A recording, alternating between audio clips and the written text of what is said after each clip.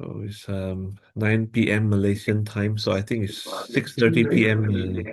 Your Yes, time sir. there. Yeah, Yes, sir. 2.5 I think, hours. I think, Yeah, yeah, 2.5 difference. hours behind. That's And right. sir, I think we can start, sir, because most Okay, of them sure. have joined. Yes, sir. Thank Yeah, you, sir. good. Yeah.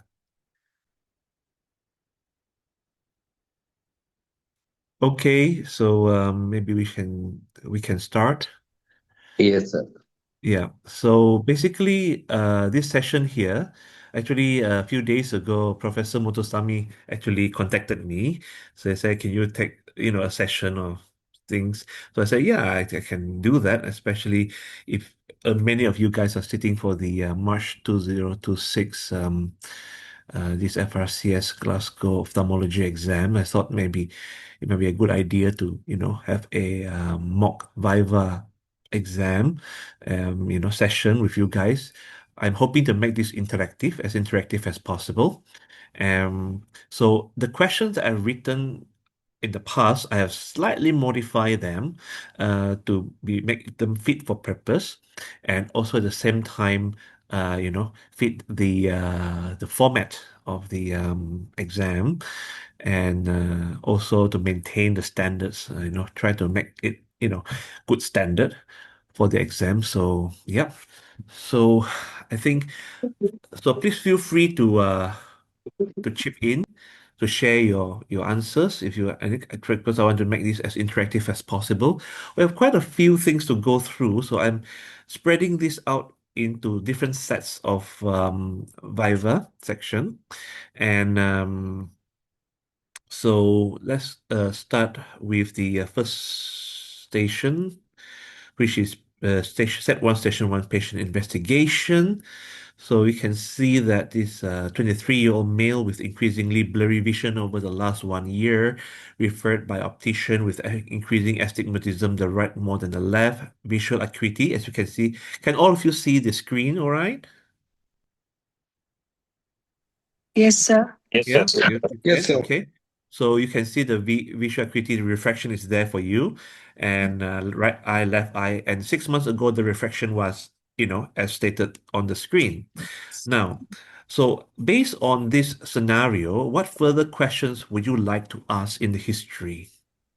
Anyone, any idea? Sir, this is Dr. Sakshi.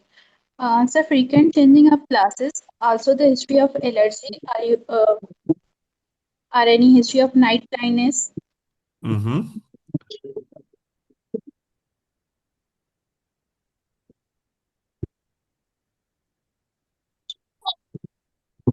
I think you're breaking up. Any history of constant rubbing of eyes? Yeah, okay. Uh-huh. So So, any seismic history of any lax joints or any other history yeah. of genetic issue in the family or any from birth? Absolutely, yeah. So when you are answering a Viva question, right, it's very important that you keep your composure, keep calm, and at the same time, go straight to the points. Yeah, go straight to the points. It's very important because in the Viva exam, time is actually limited. So so we have only certain amount of time for certain questions. So the moment you can understand the question and you know the answer, you structured it very quickly in your mind, and then you present it out, in a easy to understand manner, then in a confident manner, and that will score you points as well. So that's fine. Those answers are absolutely spot on. So basically, the next question will be, what investigations would you like to do to support your diagnosis, assuming that you already know the diagnosis? So in this question, they assume that you know the diagnosis, so that's why they, you know, ask the second step already. So what investigations would you like to do to support your diagnosis? How would you respond to that? Sir, pachymetry, corneal thickness, and corneal topography, like Mm-hmm. pentacam, Mm-hmm. and I will do the refraction Like reflex is already done. Pentacam thickness, yeah, that's it. Okay. And Okay. fundus examination. Fundus examination, absolutely. So, yeah, anyone, any other thing to add? Okay, that's good. So maybe So, an allergy workup for an allergy test if required. yeah, that would be sort of like a systemic thing to support the diagnosis. But what we are interested here is the ophthalmic investigations. Yeah, The ophthalmic. intraocular pressure is also can also be. Intraocular pressure is very important as well. Absolutely. Thickness of the cornea. I think someone had mentioned that already. Yeah. Yeah. Okay. So based on this scenario, what treatment options are available to this patient? So we can go with the refraction is already done. Correct. So we can go for the contact lens if Okay. patient can tolerate. Then as we are diagnosing keratoconus here, Mm-hmm. so we have to think of collagen cross-linking, Absolutely. then intacs. So this we can plan Yeah, according to the severity of the disease. absolutely. And then what would be the last what do you call the last thing that you can possibly do in the severe form of keratoconus? So deep anterior lamellar keratoplasty or penetrating keratoplasty. Yes, I'm absolutely. scared. Yeah. So this patient asks you regarding laser refractive surgery. How would you advise this patient? For this patient, the laser refractive surgery is contraindicated. Mm-hmm. So I will tell what are the disadvantages of laser as Mm-hmm. the refractive error is progressing. And the cornea is thinned out. Mm. So here Yeah, we cannot perform the laser refractive surgery. absolutely. Absolutely. Yeah. So, okay, let's move on to station two, patient management.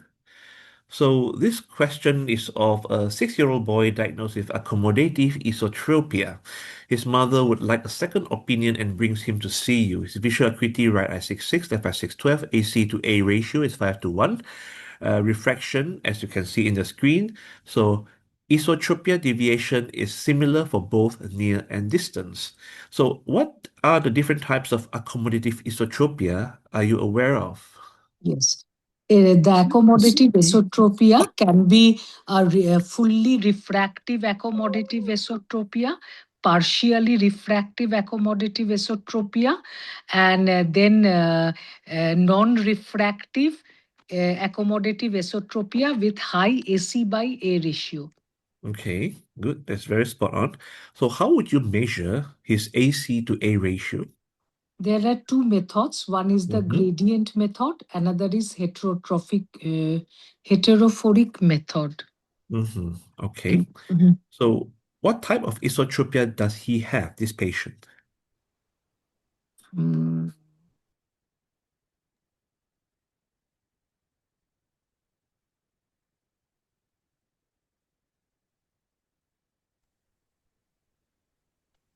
Sir, his AC by A ratio comes within normal.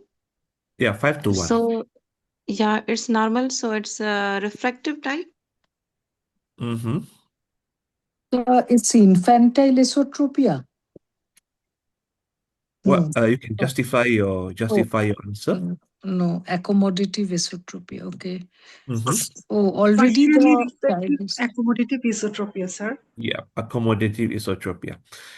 Okay. Partially Sir, refractive. Yeah. in case of Partially accommodative refractive. Yeah. esotropia, Accommodative esotropia. in case of accommodative esotropia, distance and near deviation is different more than 15 degree, 15 prism. Mm-hmm.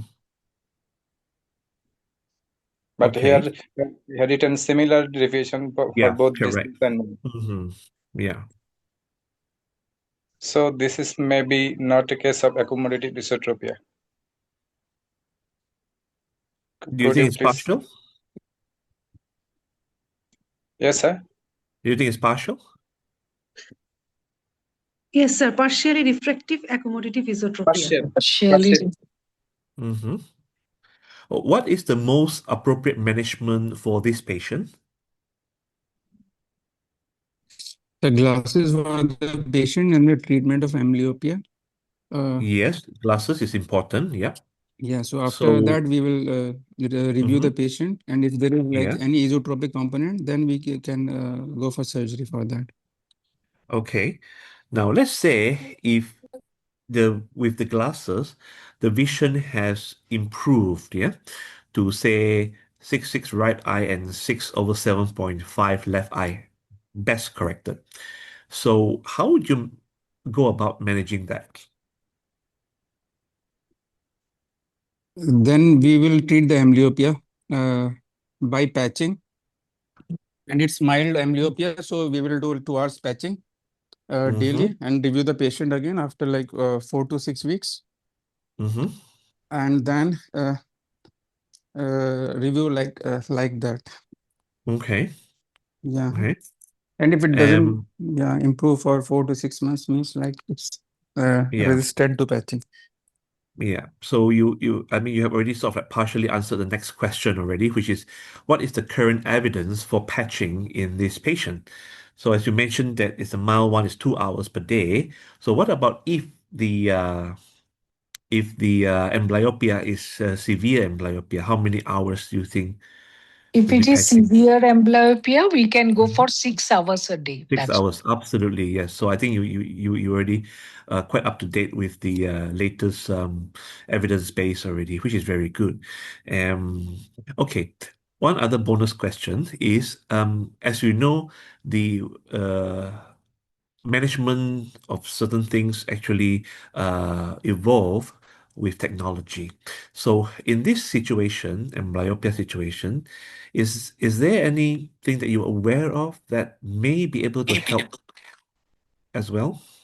So for myopia, No, for this amblyopia, yes. so low dose atropine in the good vision eye. Yeah, that's fine. Anything else? Sir, vision therapy. Huh? Sorry? Binox is Vision a therapy. therapy that Vision is being therapy. used. Okay. Anything else? Latest, maybe uh, with Coloring? the involvement Bi- of Tram artificial intelligence. simulator. Yes, sir. So the AI enhancement. AI games that Yeah, are available for the absolutely. kids. Gamification. Yes, absolutely. Yeah. So you're aware of that. That's very important. I mean, if you're faced with this kind of Viva questions, to show that you are up to date, you can also offer this kind of cutting edge what do you call these answers that has what do you call that is backed up by evidence which are published. Okay, so let's move on to the next one. Station 3, patient management as well. So this station is a 70-year-old lady with primary open-angle glaucoma, latanoprost and brimonidine for 10 years before switching to latanoprost and COSOP, which she had been using for the last 5 years. Visual field progressively worse. IOP, right eye 21, left eye 19. Cup disc ratio, as you can see, 0.8, 0.85, visual acuity 6/9 both eyes. So based on this vignette, what other information or investigations would be helpful to give a more comprehensive picture of her condition? We would like to do, sir, pachymetry and visual fields also. Okay. Okay, Yeah. if the cornea is thin, and then our target pressure should be lesser. It's like too high for Absolutely. 0.8 or 0.9 cupping. Mm-hmm. It should be around like early teens. Mm-hmm. And then we will add the anti-glaucoma medications for this, and then review further with visual fields and Okay. OCT disc. And if there is OCT disc. yes, if there is progressive damage, then we further lower down the target pressure. Okay. What you mentioned about OCT. What are the parameters that you're looking for in this OCT? Sir, RNF layer thickness and GCIPL. Yeah, ganglion cell complex. Yeah. So let's say if you have to choose one parameter, yeah, in the treatment or in the management of very early glaucoma, where clinical presentation and visual fields may not be showing as yet, yeah? What is the one parameter that you would go for first? So GCIPL. Yep, absolutely. Ganglion cell complex, because that's usually the first to go. Well done. So next question, what are the indices most commonly used to identify progression of visual fields, especially subtle ones?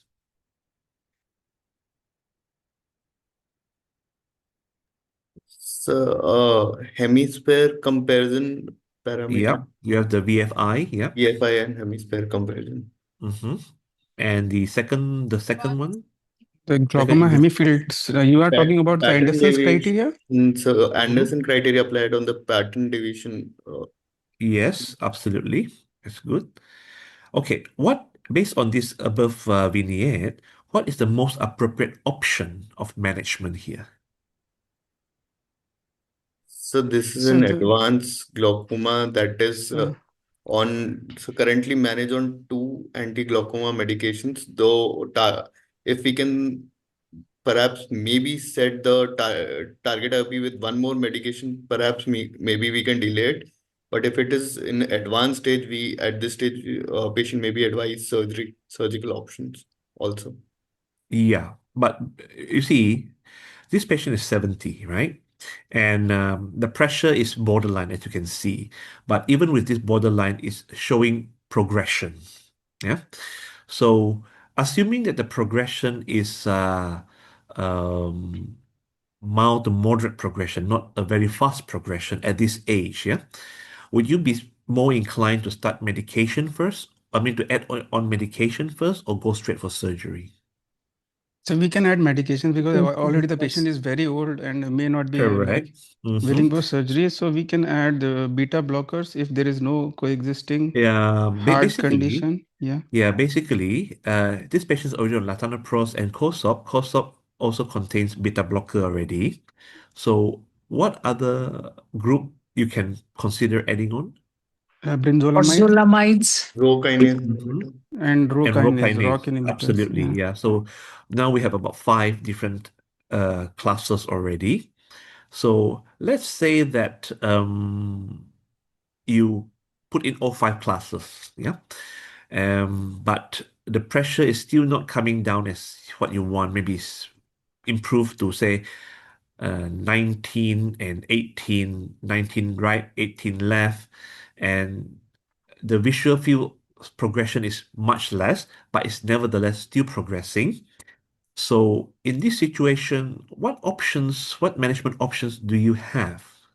Can we go for SLT and this band tab and internal needle goniotomy So we may before go Um, for TRAD? non-invasive glaucoma Non-invasive surgeries. first, Yeah, yeah. What or are the minimally non-invasive? invasive glaucoma surgeries like Yes. iStent or Yen or sorry Zen or something in that line. Uh, Mm, uh, yeah, Sir, I what mean, but is his lens status? What sorry, the about lens cataract lenses. Should we go lens for Yes, cataract status? surgery yeah, or not? correct. So I purposely I did not put the thing because this is open for discussion. Let's assume that this patient is pseudophakic, right? How would you go about to manage this? What are the options that you can think of? I mean, going from the least invasive to the more invasive. yeah, Sir, we so have SLT and mix in option. Okay, a mix actually. If you look at the evidence-based medicine, um, do you feel that it is very favorable results in the moderate to long term? No, no. No, right? I think you know the answer to that. yeah, So, yes. so So maybe basically, deep sclerostomy or a viscocannulostomy can work for this patient because she's mhm, already in the, and we don't mhm. want to snuff out the remaining little bit of vision, whatever she has. So Mm-hmm. maybe there are some drug Or depots that can be placed around the. If there are more Yeah, less invasive, those options. yeah, we have this, micropulse cyclodiode and a similar kind of gentle lasers that you can temporarily, reduce this and it's case by case selection. And obviously, for mild to modest reduction of intraocular pressure in such cases like this can be an option as well. And of course, if cost is not an issue, there are other types of less invasive procedures as well, like the what do you call this? Persiflow. Have you heard of Persiflow before? No, sir. No, sir. Sir, Persiflow. yes. Basically, it's like a tube, right? And it's basically like a mini trabeculectomy. And so far, the results has been promising. So that is something that can be considered in cases like this. But of course, if the pressure is very high, like say, for example, 28, 30, like this, of course, then we might need to consider more substantive options like a full surgical trabeculectomy with antimetabolites. Okay, it was good discussion. So, what are the potential early complications and how you manage those complications, assuming that the patients have decided to go for the trabeculectomy? Patient in the early post-op can have shallow anterior chamber associated with either low or raised IOP, Mm-hmm. and other situations also where the IOP can be raised where the AC is formed. Okay. And how would you manage each of those? Basically, if there is shallow AC along with sir, then first we'll look for the IOP. If it is sir, low, in that case, we'll first do a Seidel test to check if it is a leaky bleb or Mm-hmm.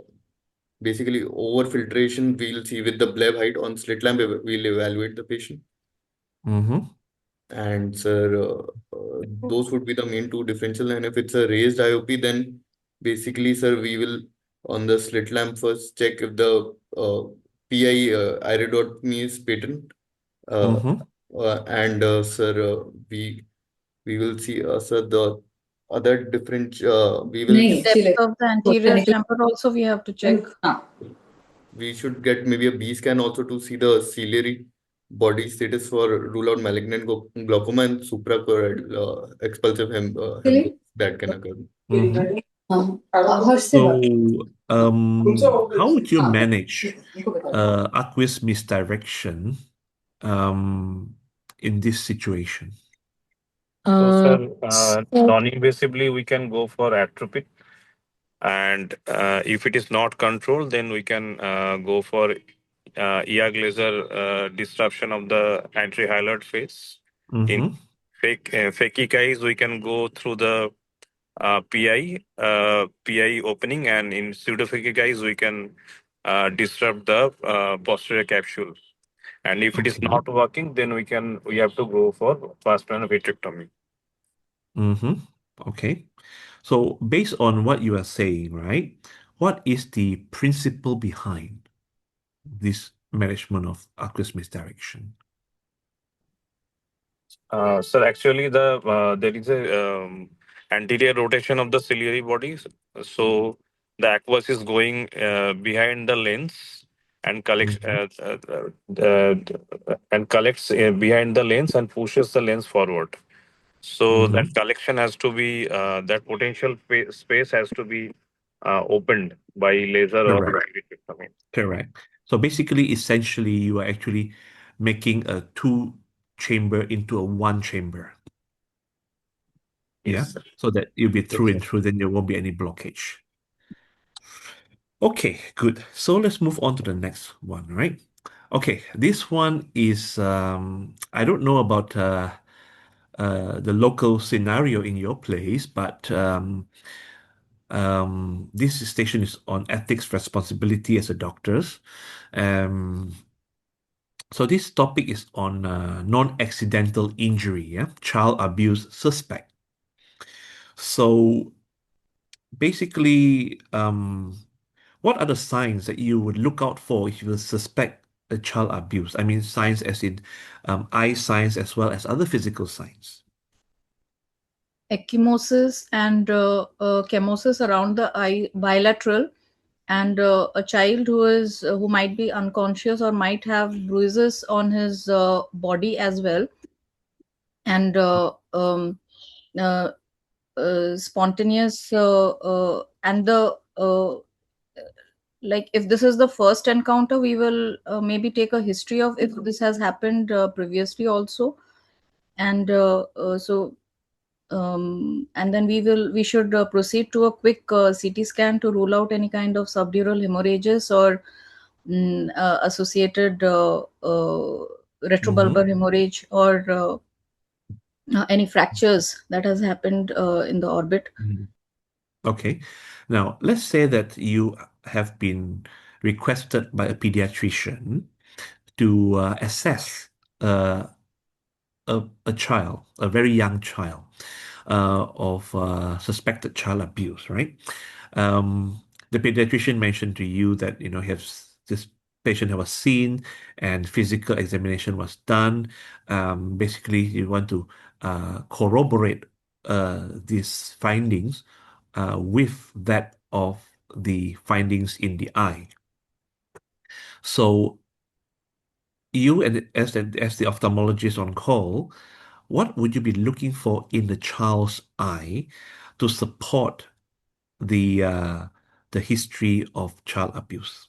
Subconj hemorrhage, vitreous hemorrhage, and Mhm. intraocular hemorrhage. Okay. And then Sir, first we Kushner's will kind look of for the retinopathy. Mhm. Kushner's retinopathy. And visual yes, And acuity of orbital ocular fractures. black eye. Yeah. motility, pupil, subconch hemorrhage. Then we will look for retinal hemorrhages, sir. Exactly. And then in the general Mhm. part of the child, we will see for multiple facial bruises, scars, Mhm. cigarette burns, any other unexpected injuries. If there is a delay between injury and seeking medical attention, we'll Yeah. look for that. Correct. Okay, so at least you are aware of all these things. So I think it seems that our local scenarios, the way we handle things are similar, which is good. Because at the end of the day, we as doctors also need to protect those who need the protection most, especially in helpless children who we suspect of abuse. Okay, let's move on to research-based, evidence-based medicine theme. And the first question is, how does ONTT results influence your practice?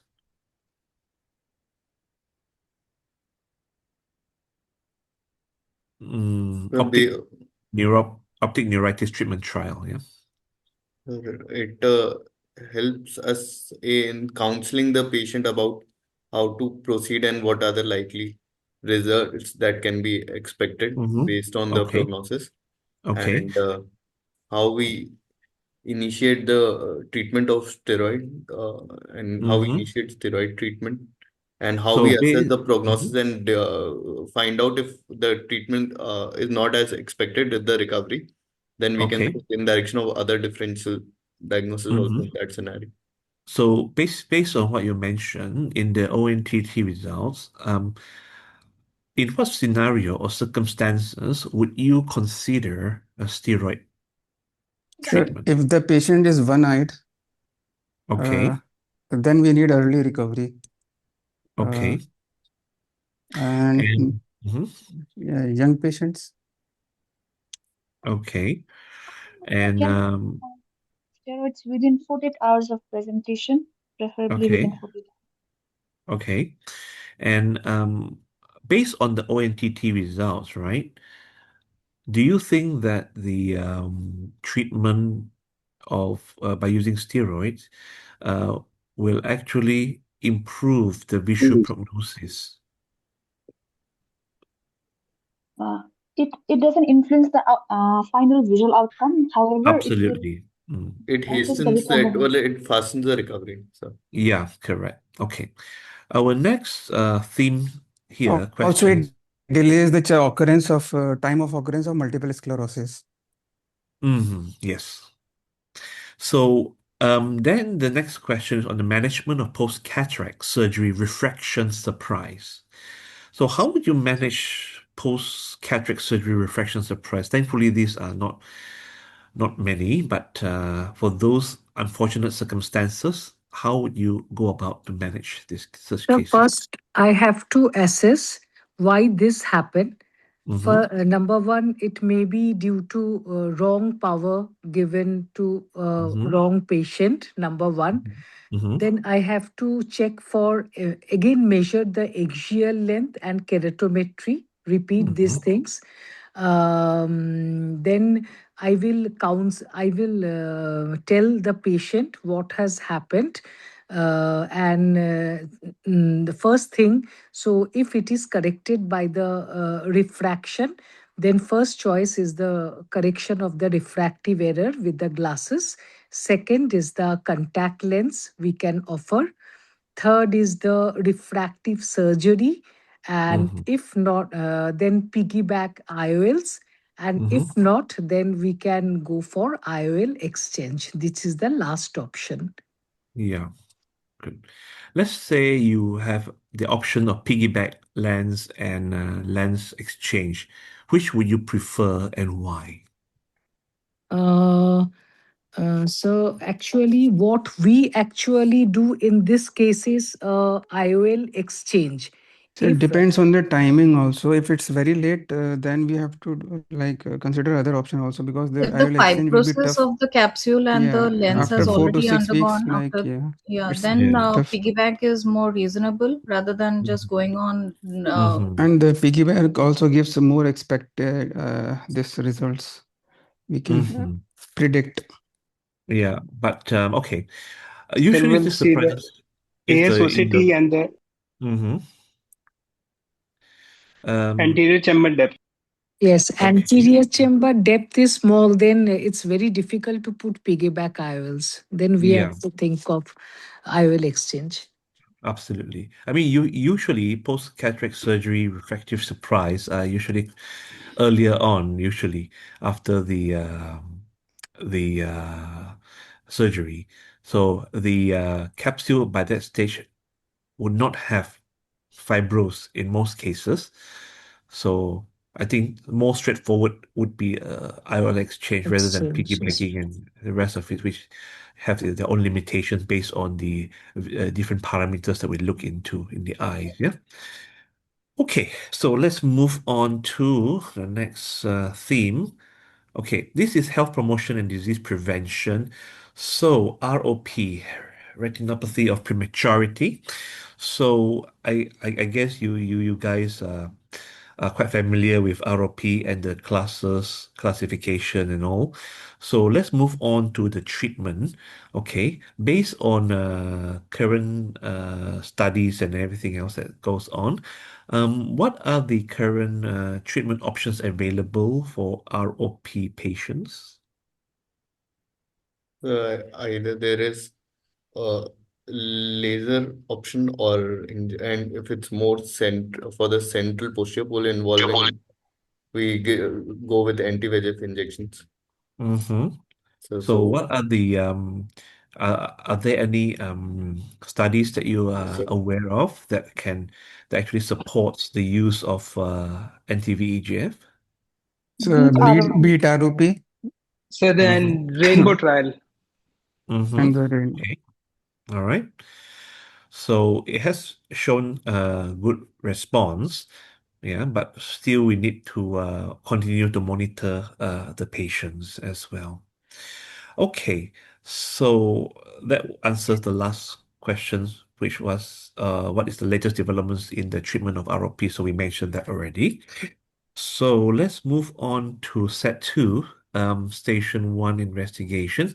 Okay, so this here is a 30-year-old female with a BMI of 40 and with polycystic ovarian syndrome, a 2-month history of generalized headaches, worse in the mornings, and coughing.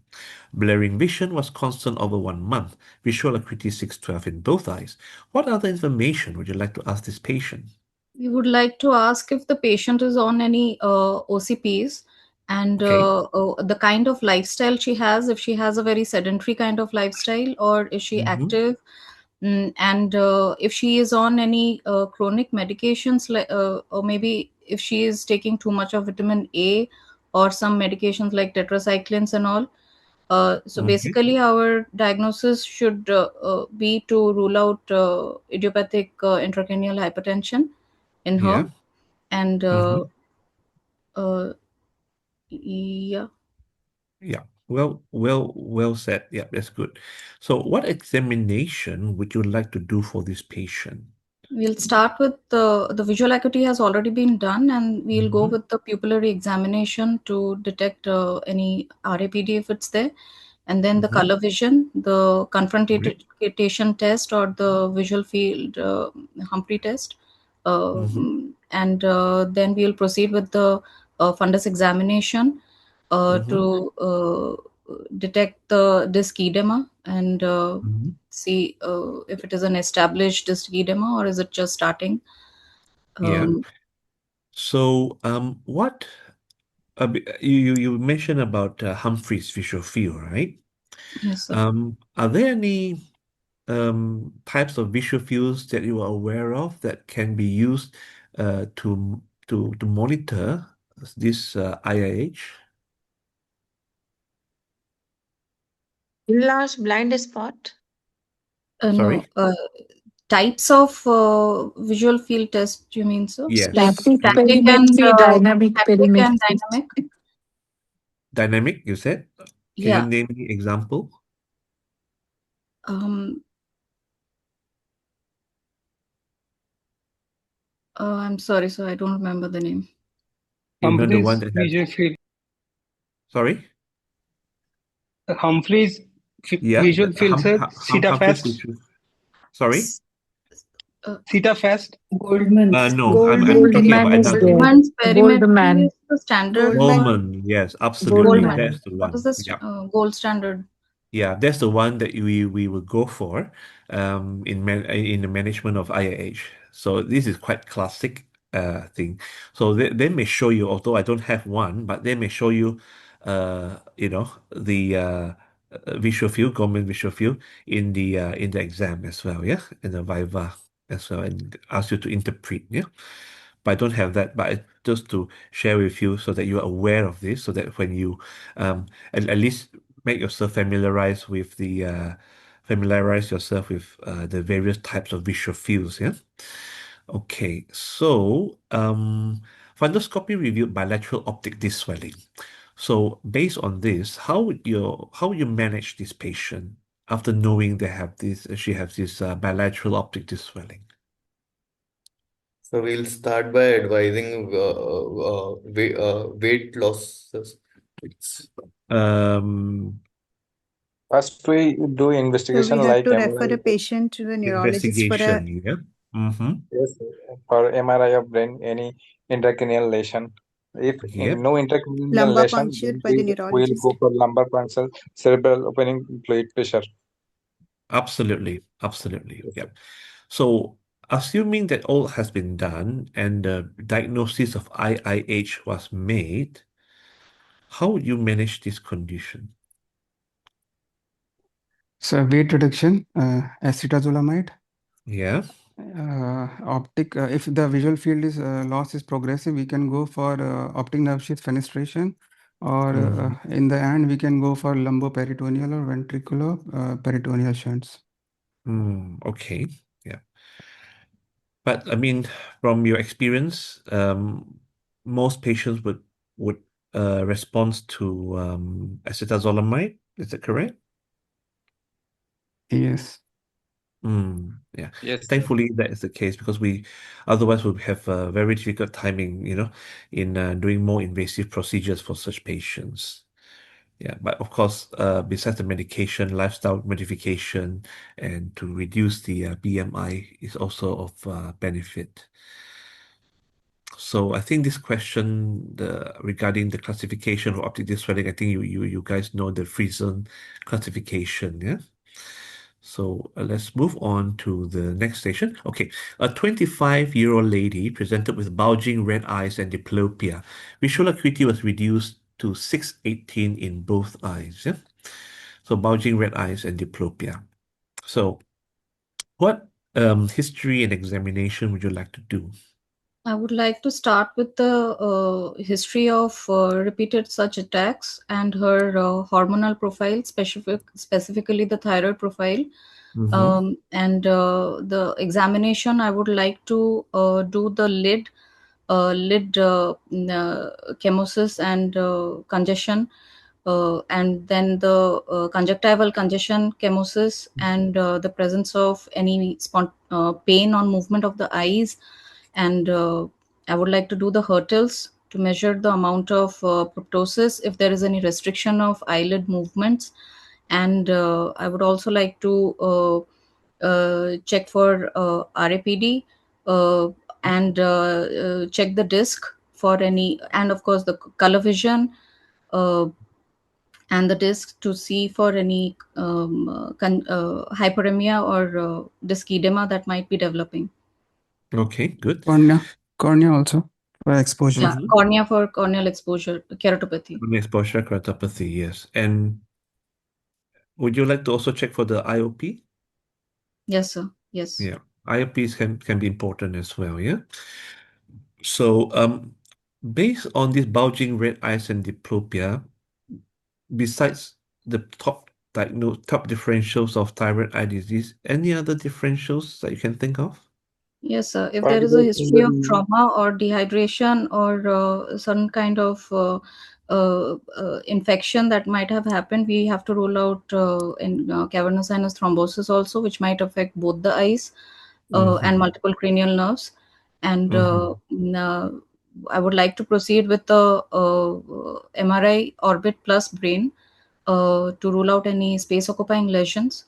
Uh, Especially the chiasmal, because we have not talked about the hemifield test, the visual, if there is any visual field defect present in this patient. Yeah. How would you... IOIDs also, idiopathic inflammatory or vital disease. So Yes, CCF absolutely. also. Yeah, Yes. idiopathic orbital Ocular inflammation. CCF also, sir. CCF, yeah. Okay, so the next one is how would you treat a patient with sight-threatening active thyroid eye disease? We will We start can with start. intravitreal methylprednisolone, 1 gram for 3 Mhm. days, and after that we can shift to oral steroids. If it doesn't work, we can use this tamprotomumab. And if the medications are failing, we can go for debulking surgery, orbitotomy. Okay, so yeah, go on. Yeah, for sight-threatening TID, we can give mycophenolate mofetil along with steroid while we are tapering the dose. But immediately, if we need to decompress, we can do a orbital optic nerve decompression along with orbital wall decompression when we are attempting it to give some relief. Yeah. So in this, what is the current approach? Soft tissue decompression or bony decompression? So depends upon whether the disease is more muscle predominant or fat predominant. If it is more of a muscle predominant disease, then we will go for bony decompression first. And if it is fat predominant, then it's better to go for fat decompression first. Are you aware of any treatment for mild active thyroid eye disease? Mild active thyroid eye disease. Sorry, sir? Mostly lifestyle modification like stopping smoking Yeah. and selenium Selenium, yeah. selenium tablets, and for taping at nighttime to prevent the exposure keratopathy, and regular treatment with not to omit the thyroid medications, keeping the endocrinologist in loop. Yeah. The selenium, is there any particular dosage you're aware of? 200 micrograms. 200 micrograms. It's for 3 to 6 months. Yeah. Yeah. So this is based on what landmark study? Or any kind of guidelines? European Yeah. guidelines of Correct. The UGO study. UGO. UGO. Yeah. Okay. Next one would be how would you manage a quiescent thyroid eye disease with a visual symptom of diplopia and dystopia with exposure keratopathy? So in a quiescent TED, the exposure keratopathy usually needs to heal first before we can go in for any corrective therapy for the diplopia and the dystopia. So first we should either do a tarsography to let the cornea heal, um, and or maybe do a chemical denervation of the LPS with Botox injection to allow the lid to fall upon the cornea and allow it to heal.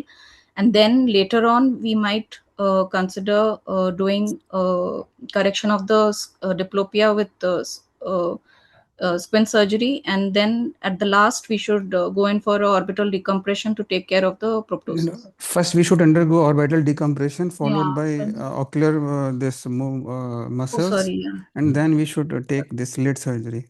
Yeah. So basically, it's supposed to be from the in to the out. Yeah. When Yes. when the thing is quiescent, yeah. We're talking about quiescent, yeah. Quiescent means to say it's already burned out, yeah. Yeah, already burned out. So we sort of like phase by phase, we deal with one leading to another. Okay, good. So let's move on to station 3, management. Okay, this is an 18-year-old toddler presented with a one-day history of increasing right periorbital redness and tenderness and injected right eye. Previously healthy with no family history of eye problems, normal birth and developmental milestone to date, pyrexic at 38.1 Celsius. What history and examination would you like to do, and what are your differential diagnoses? Sir, So a any history way of of any yes. cough or cold, any infection, or sir, history of any local trauma, eyelid trauma, insect bite, and sir, any systemic sinus. sinus infection, basically. Sinusitis. Sinusitis history. Dacrocystitis, anything. So your differential diagnosis would be? Preceptal cellulitis, orbital cellulitis. Anything else? Trauma, Tumor, neuroblastoma. Tumor. Anything else besides Retinoblastoma. besides that? Rhabdomyosarcoma. Yeah. Rhabdomyosarcoma, absolutely, because this one can be common. Yeah. Yeah. Okay. So in this case, you have suspected orbital cellulitis. How would you manage this case? So we'll start so, for the investigative part.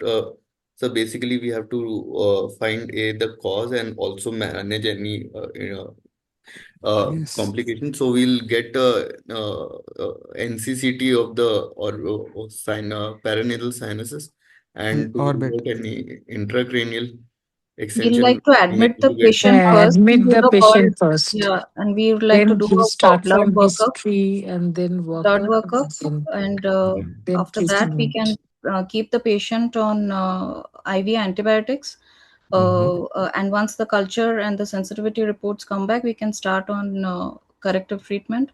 If the patient is not responding in 2 to 3 days, then after 48 hours, after ruling out any kind of tumor or fungal etiology, we can start steroid also. ENP consultation, and if it's not responding, it could be abscess. Yeah. Yes. So what would you do? I mean, are you going to do any investigation upon admission? Yes, sir. Blood culture. Yes, we will do CT scan, sir. CT scan will show subperiosteal abscess and the extent of orbital abscess or not.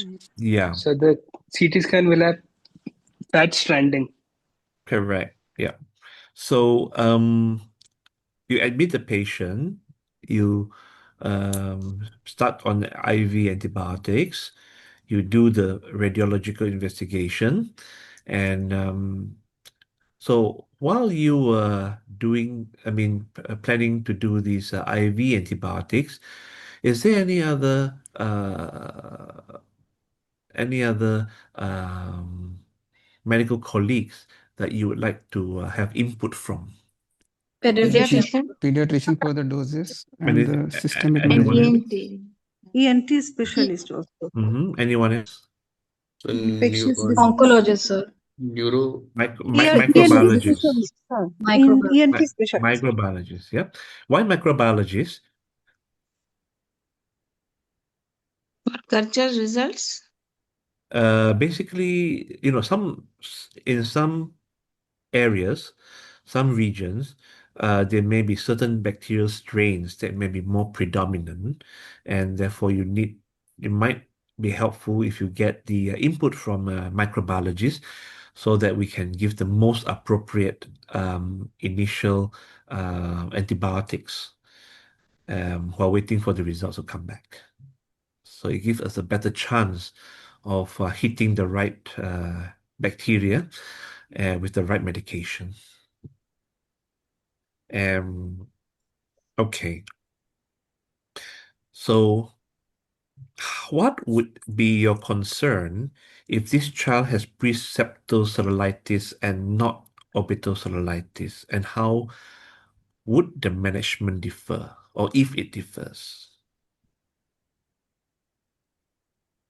If our diagnosis of preseptal cellulitis is strong, then we need not admit the patient, and we can give oral antibiotics along with antipyretics for the patient, and ask the parents to bring the patient back for regular follow-up in 3 to 5 days to see the improvement.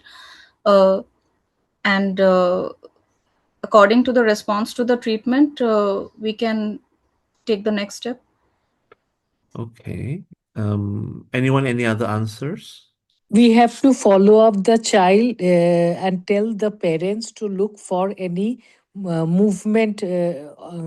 movement restriction, if there is any proptosis developing or not. Sir, Okay. CT can be avoided in preseptal. Okay.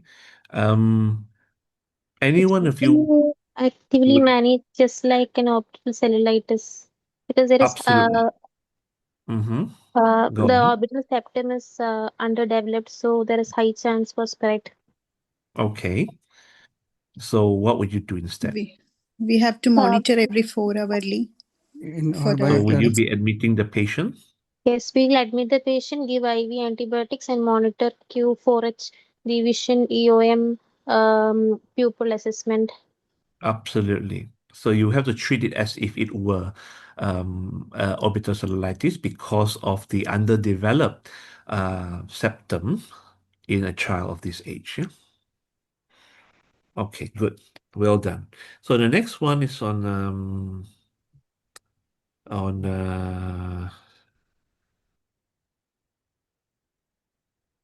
the theme here is that of a pediatric consent of a 6-year-old child for squint surgery.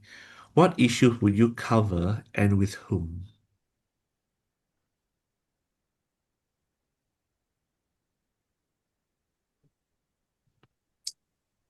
Sir, we will take the consent with the parents or the caretaker. Yep, the legal guardian, okay. And what issues would you cover when you discuss with them to seek their consent for the squint surgery for the child? So the risk of general anesthesia has to be explained in details, and the risk of over or under correction of the squint surgery and a possible chance of a repeat surgery should also be covered. And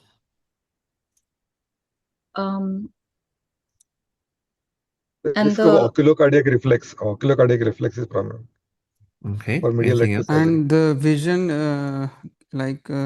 it's not for vision correction, it's for ocular alignment. And if there are chances of vision correction, then that can be there. But it's basically for ocular alignment. Okay. Any other issues that you would like to Uh, address? In this queen surgery, there may be certain complications like anterior segment ischemias. Mm-hmm. So I have to counsel the patient from before that Mm-hmm. such complications may happen.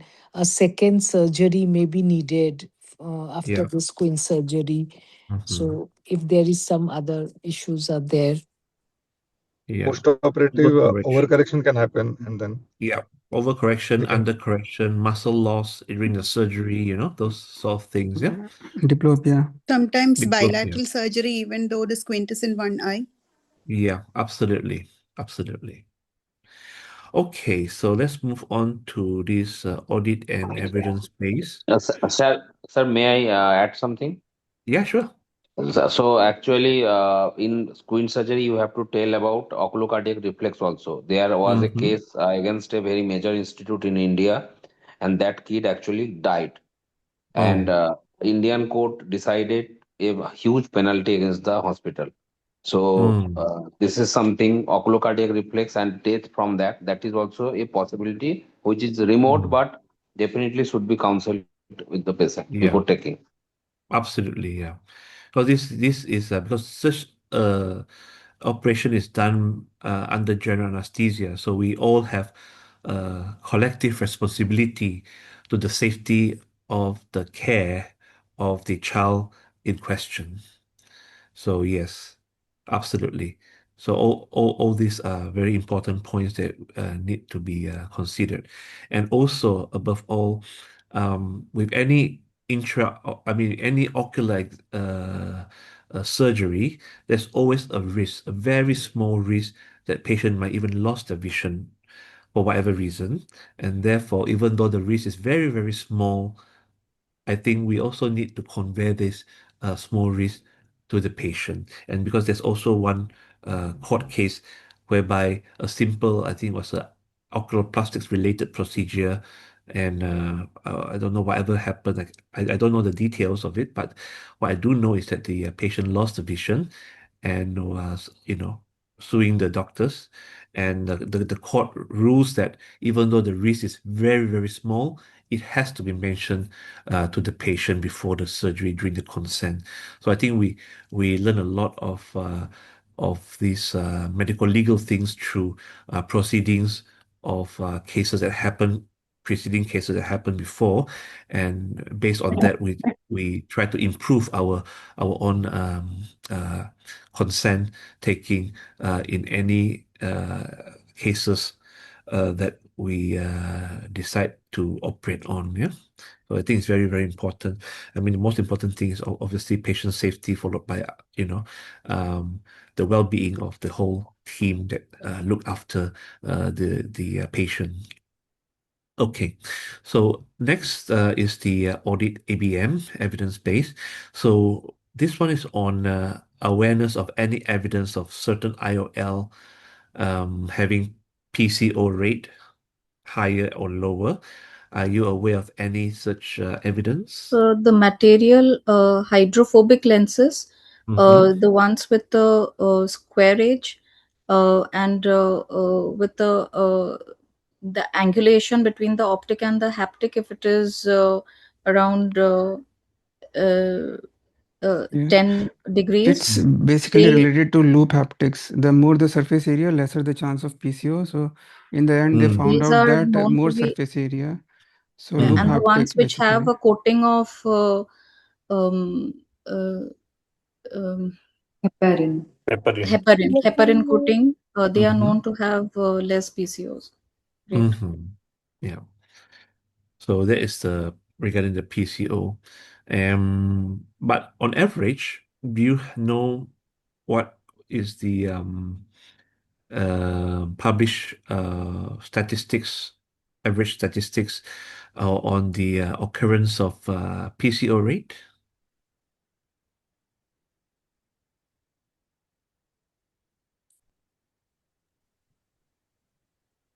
Anyone come across the statistics of 10% within Yes, 2 years? sir. Yes, I. Yeah, 10% because hydrophobic and around 35% hydrophilic. hydrophilic, absolutely, yeah. So, okay, the next questions is regarding health promotion and disease prevention. So this one here we'd like to discuss. Have you heard of the AREDS and the Blue Mountain studies on age-related macular degeneration and how you would advise your patients based on the results? So if the patient is has been diagnosed as age-related macular degeneration of the dry type, and is above 50 years of age, has a bilateral disease, has medium to large drusense in the fundus, and has a family history as well, then we can counsel the patient to take a certain set of vitamins, like vitamin C of 500 milligrams, vitamin uh, uh, E. uh, lutein, zeaxanthin, E and for uh, Copper and zinc. zinc. Mm-hmm. Yeah, Zinc. lutein, zeaxanthin, zinc. Yeah. Mm. So that was the AREDS2 study, which removed lutein from the list. So if we take, then it has been found that the progression can be delayed by around few years. Yeah, I mean that is the thing, but it's only for mild to moderate macular degeneration of the dry type. But nevertheless, sometimes patient will ask you, even though they have a more severe form of dry macular degeneration, so how would you advise them? Would you say, oh, no harm, just go ahead anyway? Would you say that, or you say, oh, based on the study, you cannot take? Which one would you be more inclined to respond? How would you be more inclined to respond? The patient can take this antioxidants, Mm-hmm. and along with it, I have to refer the patient for low vision registration. Mm-hmm. If the patient have got progressive dry ARMD with geographic atrophies, all this, Yeah. and can take help of low vision aids. Mm-hmm. So what if the patient is smoking? Do you think there's any added risk to his Obviously, Lifestyle we have to Lifestyle modification. stop modification, smoking Mm-hmm. and green treat leafy diabetes, vegetables. hyperlipidemia, Mm-hmm. hypertension. In particular, smoking and these macular related supplements. Have you come across any information in your reading or your revision that it can increase? Increased risk of lung cancer if Absolutely. Yeah. smoke. Yeah. So that's another reason why, when you start this patient on this kind of supplements, you also need to make sure that you take a good social history as well. So if the patient is smoking, you have to encourage them to stop smoking whenever possible. Okay. Next is on communications. I think communications can come in various forms, but okay, this is actually quite a common scenario. Cataract surgery complicated by dropped nucleus. So, how would you go about in using your communication skills to explain to the patient what had happened and what to expect in the subsequent management? Because the patient obviously is quite upset by this complication already. So, how would you go about to communicate? I will explain the patient. It's a known complication of cataract surgery, and some cataracts can be challenging to manage. And these kind of complications can happen, but don't be worried. And these can be handled efficiently. And when we can treat this, and I will explain the procedure to the patient and the advantages and the problems associated with the procedure. And as you said, that we can also we will explain the patient there is a chance of vision loss also related to every surgery. And after drop nucleus, we will tell the management that second options for secondary IOL implantations also. Okay, good.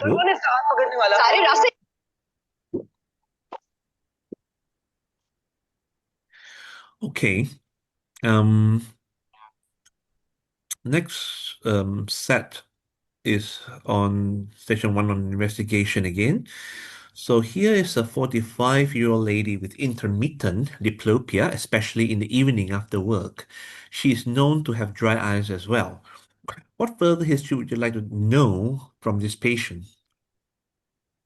We would like to ask if the if she also has a certain kind of inability to raise her hands above her shoulders, and if the diplopia is also increases to a point where she cannot focus at all, or is it just a temporary one which improves with blinking and putting some lubricating drops? Is it associated with any droopiness of the eyes as well, which progresses, which shows a diurnal pattern? And we'll also like to know if she is a diabetic or a hypertensive, which might indicate that it might be having a neurological cause as well. Mm-hmm. Yeah. Okay. And I know multiple sclerosis also. Okay. And what examination would you perform on this patient So we'll based on the start with history above? yeah, so we'll start with the general examination to notice if there is any deviation of the eye which is correcting itself, and we'll do a cover uncover test to see if there is any manifest or manifest squint or not. We'll also preferably do mm, we'll correct the refractive error if there is any, if it is present. We will go with the visual field test, the color vision test, and we'll do a fundoscopy to rule out uh, uh, any cause that might be contributing to the diplopia. And then we'll do the examination of each of the cranial nerves, the third and the fourth. And we'll do the fatigability test, the ice pack test to rule out myasthenia. We might also ask for a tensilon test or a electromyography test, or a single fiber Sir, we will analysis. ask the patient whether the diplopia is monocular or binocular first, whether Yeah. it is persisting with one eye covered or it is going away with one eye being covered. Yeah, that you would do in the history. So basically, the history is that is binocular. It's binocular. So someone mentioned about tensilon tabs, yeah. So how, I mean, in your place of practice, do you have access to tensilon? No, sir, it's not done anymore. Yeah, absolutely, because it can be quite, it can be dangerous, yeah. Yes, It sir. can be dangerous, and you need to have the crash trolley as well. So that's why I mean, the simple tests can be done like ice packs tests, and fatigability tests. Have you heard of this Cogan's lid twitch test? Yes, sir. Yes. We ask the patient to look down and then come back to straight gaze, Yeah, and we look for a up twitch. yeah, Overshoot. yeah. But let's say that if your clinical examination may be a bit equivocal, neither here nor there, although you suspect, you know, something else is going on. So this brings us to the third question. What investigations would you do for this patient and to justify your answers? Blood tests, acetylcholine receptor antibody test, anti-mask antibodies, Especially electromyography, CT or MRI test. Yeah, absolutely. So, how would you manage her diplopia, assuming that this patient has been confirmed to have myasthenia, ocular myasthenia? Yeah. First line, pyridostigmine, acetylcholinesterase inhibitor in the treatment, or I can give temporary symptomatic treatment like occlusion, patch one eye, or Yeah. prism glasses or frosted glasses. Would you give prisms by any chance? And why would you give prisms? Like temporary, maybe. Hmm. Under what circumstances do you normally consider prisms? Constant tropia. For variable, it is not working. Absolutely. For variable, it's not working. Especially in myasthenia, you might be thinking it's very more likely to be variable. I mean, usually for prism, we would try to ensure that the diplopia is actually stable for at least 6 months. Okay. Yeah. Okay, so let's move on to the next station. Is on management.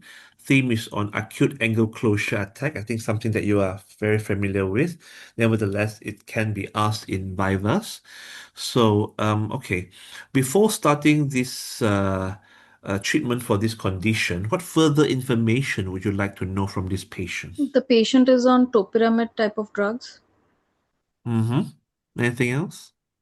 Basically, if we have to acutely start mannitol, so we would maybe take If history he of is diabetic hypertension or or diabetic any for this heart, one. any cardiac Yeah. conditions. And History, for previous any attack of history the of kidney same. disease, if you have to initiate diamox acetazolamide.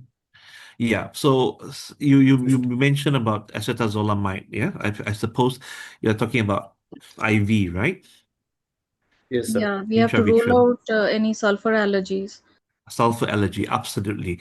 Besides sulfur allergy, is there any thing in the medical history you would like to ascertain before you would give someone systemic acetazolamide? Sickle cell Sickle cell disease. disease.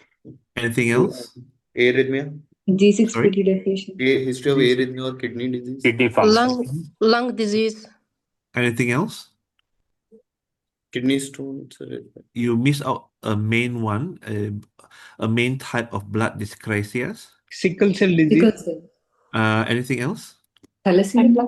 Thalassemia, yeah, absolutely. Thalassemia. Thalassemia, especially thalassemia major, yes. So we don't want this patient to develop, red blood cell damage, leading to clogging up and leading to multi-organ failure, yeah. Yeah. So, okay. So, in the acute angle closure attack, what examination would you like to perform and why? So first of all, visual acuity, Mm-hmm. and then I will check the pupillary reactions Yeah. and intraocular pressure Mm-hmm. Corneal and edema. corneal edema. Yeah. So intraocular pressure is I will check due to which mode of treatment I will start, and corneal edema is if the corneal edema is there, I will not going for the peripheral ileotomy. So these two are important. Okay. Now, what is the definitive treatment of this condition? Peripheral ileotomy. Okay. Laser. Yeah. Yeah. Are you aware of any study looking at surgical intervention to prevent the above condition? So the Yes, sir, lens study. exchange, clear lens exchange. Eagle study. Lens Eagle extraction. study, yes, absolutely. So what was the conclusion in the Eagle study? Sir, the They Eagles. preferred lens exchange When the lens volt is over. high, then it can be beneficial to treat angle closure glaucoma with the lens extraction. Yeah, that is in patients with narrow angles, yeah? Yes. In narrow angles, yeah. Okay. Next question is session 3, management, endophthalmitis post-cataract surgery, yeah? So this theme is also, I think, is quite a common theme. I think all of you are quite well-versed in management of this, but nevertheless, again, it is a type of question that can be asked in vivas. So here we go. What examination would you like to do to support the diagnosis of the above condition? So basically, to confirm the diagnosis, very important is to confirm exudation in the vitreous cavity. B scan IOP is the most also TAS important will one. differentiate. IOP will differentiate Ultrasound. TAS, and then ultrasound will show vitreous exudates to differentiate from TAS. Mm-hmm. So we can also check for cause of infection in the duct. So basically, a Ropla test basically Symptoms is cause pain. that both. Mm-hmm. Anything else you look for? So we Hypopyon look in the for antechamber. PCR or any complicated cataract surgery. Okay. You might also want to look for the wound as well, yeah? The Yeah, wound. wound as It's well. not Yeah, leaking. We can do wound and CTs PCR. if Yeah. hypopyon and shallow Yeah. AC is there. Yeah. Adnexal infections are that Mm, basically may lead to the infection. exactly, yeah. So how would you manage the condition? So based on the vision on presentation, if it is better than HM, CF, hand movement, then injection in an immediate urgent injection of intravitreal antibiotics along with what systemic. First, we will take the sample, vitreous sample. Mm-hmm. Yeah, so you After take that, the we will vitreous tap and sample, inject. then at the same time you do the Vitreous tap and intravitreal. inject. Yeah, and PL or Yeah. worse, then we go with vitrectomy and intravitreal DBS study. antibiotics. Yeah, I mean that is the landmark study. Yeah, that's when during And those days. yes, Yeah, during those days when the vitrectomy is a 20 gauge, So as the vitrectomy advances over time, obviously, at the end of the day, although there's this landmark studies being done, but those were the olden days, and obviously to repeat this kind of what you call these clinical trials in this modern day and age, I think personally I feel it's unethical to do so. If you know what I mean, right? I mean, someone who already have endophthalmitis, you want to put them through trial, when it's a medical emergency. So, I mean, from my personal experience, with this sort of endophthalmitis, the sooner you go for vitrectomy, the yes. better the chance is. So I personally, my practice is I won't wait until someone is perception of light before I move in to do a vitrectomy. I will do What it as soon as possible. What is your threshold for vitrectomy? What vision? My vision is very very I'm very low threshold. So even vision of 618, 624, I will go in already. Yes. Yeah, So because and the then, thing sir, is, you do a complete vitrectomy or just core? complete vitrectomy. I'll Complete do complete vitrectomy. vitrectomy and then I'll put in the intravitreal antibiotics. Yeah, Yes. yeah, yeah. Uh, Ceftazidime, vancomycin, yeah. So these are the things that we would do. Sir, in examination, in Viva, can we share our personal practice, or we will stick to the In landmark study? in this particular case, if I were the candidate, I would say this is a landmark study, but like I shared with you just now, I said based on the current technology advancement, is I mean, that's again my personal view is that I feel that it is unethical to make a patient who has endophthalmitis to go through such a trial again, right? So, and we know that the faster, the sooner the intervention, the better the result is going to be, the outcome is going to be. Therefore, based on the current technology advancement and based on clinical impression of the patient's condition, clinical assessment, and your clinical judgment, going for the vitrectomy early can be indeed a sight-saving procedure. That's what I would say. Okay, sir. Yeah. So this actually would tell the examiner that you are aware of this condition, but in the interest of patient safety, you would go in earlier. So I think that is a very justifiable answer based on the circumstances. And sir, for the antibiotics, recently the ceftazidime is changed to imipenem in some centers. Can we say that Okay. to this? Yes, you can. You can because there are quite a few variations of antibiotics depending on because some hospitals they have their own protocols. Yeah, so if those hospitals have this protocol, we would just follow by their protocol. But for me personally, I follow because I was trained in the UK, so I followed the Royal College of Ophthalmology's guideline. Okay, sir. Yeah. So, okay, so the next question is how can you tell the difference between endophthalmitis post-op and toxic anterior segment syndrome post-op? The TAS developed just first post-op day, and end up actually after 2 to 3 days. The TAS is limited to anterior chamber inflammation. It won't go to the posterior segment involvement, but in endop, there is a definitely vitritis posterior segment involvement. Just now, I couldn't catch you. Did you say that the endophthalmitis post-op actually happens sooner or later than the TASS? No, sir, I said TAS occurs more earlier in the Earlier, yes, first post-op absolutely, day, yes, but absolutely. end up a few bit later after three, Yeah, 4 days. But TAS is absolutely, the first post-op day we find the TAS. Okay. absolutely. Yeah, Yeah, and it is limited to anterior segment. anterior segment, yeah. Okay, and So clinically, let's say if you've, I Sir, mean, and the how how you can tell clinically, besides the time frame. So there is limbal to limbal edema limbal in to TAS. There is no vitritis in TAS. The IOP is very high in TAS, like 40s, 50s.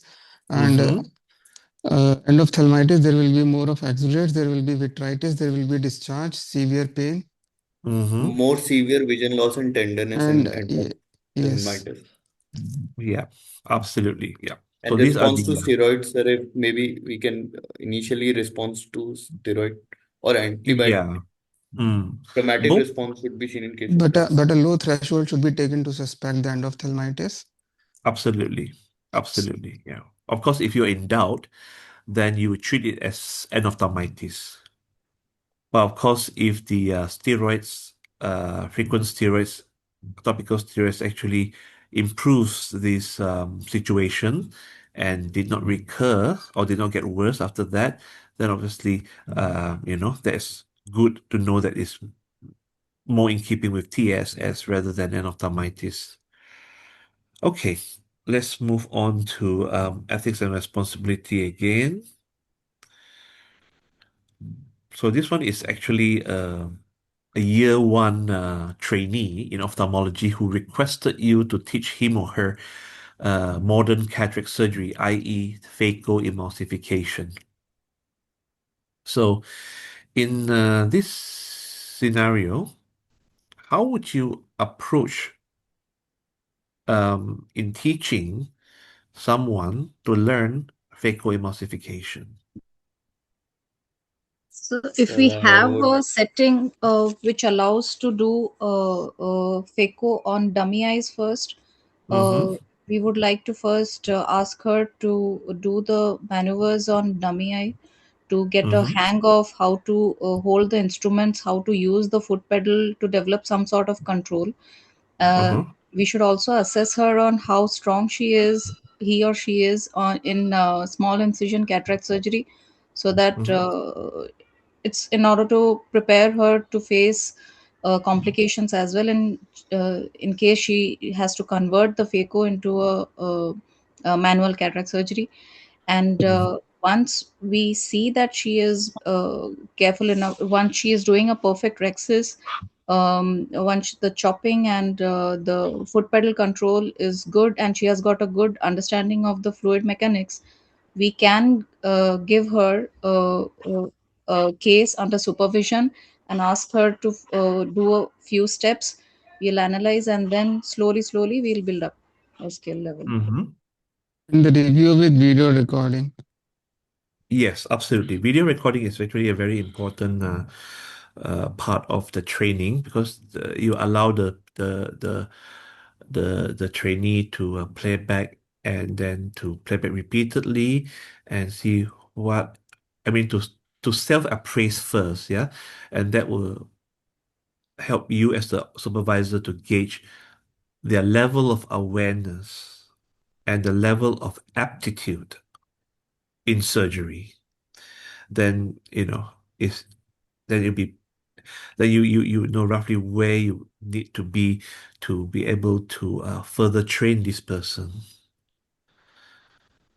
Okay, moving on. Um, Audit again. So, are you able to describe an audit cycle in a clinical setting? No idea, sir. No idea, yeah? Okay, basically, an audit is okay, we identify an area that needs auditing. Auditing means a review to look for areas of deficiencies and the ways to improve it, yeah? So, for example, it could be a simple audit of waiting times in the eye casualty, for instance. Yeah. So you just go through the audit cycle. The first is to identify areas that needs to be addressed.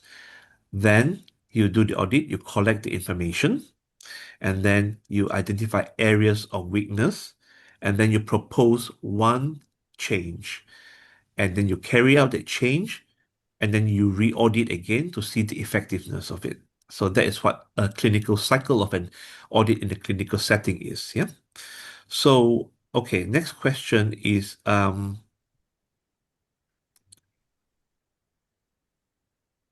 okay, in the management of wet AMD,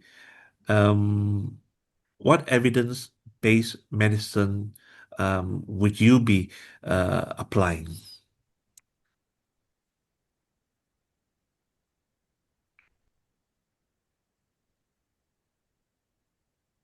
Anyone, any ideas? The ARIDS formula, ARIDS 2. No, it's it's wet Wet wet AMD. AMD. AMD, so it has Wet to do with AMD. Wet AMD. Oh, sorry, anti-VEGFs. sorry, wet Yeah, AMD. Yeah. anti-VEGFs is what we should be discussing with Mm-hmm. the patient. Yeah. The cost, the number of repetitions, and the long time of follow-up, and in each follow-up, the cost of doing the OCT and the fundus photography. All Mm-hmm. these things has to be discussed with the patient so that he gets Mm-hmm. a PRN complete. protocol, Pro-Re-Nata protocol, that also can be used by an audit topic in wet AMD. Mm-hmm. Okay. And then OCT monitoring, their frequency of OCT monitoring. Then we can do audit to inform the treatment choices like switching between the different anti-VEGF. Absolutely. Absolutely. Yeah, that's fine.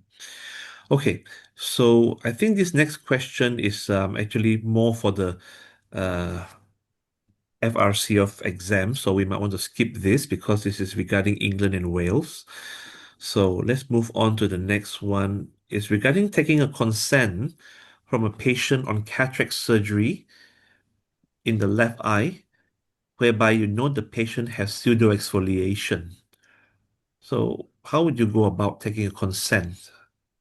So we So I will can start explain by the informing the patient that he or she has a condition where which can invite certain uh, difficulties in the cataract surgery, which could include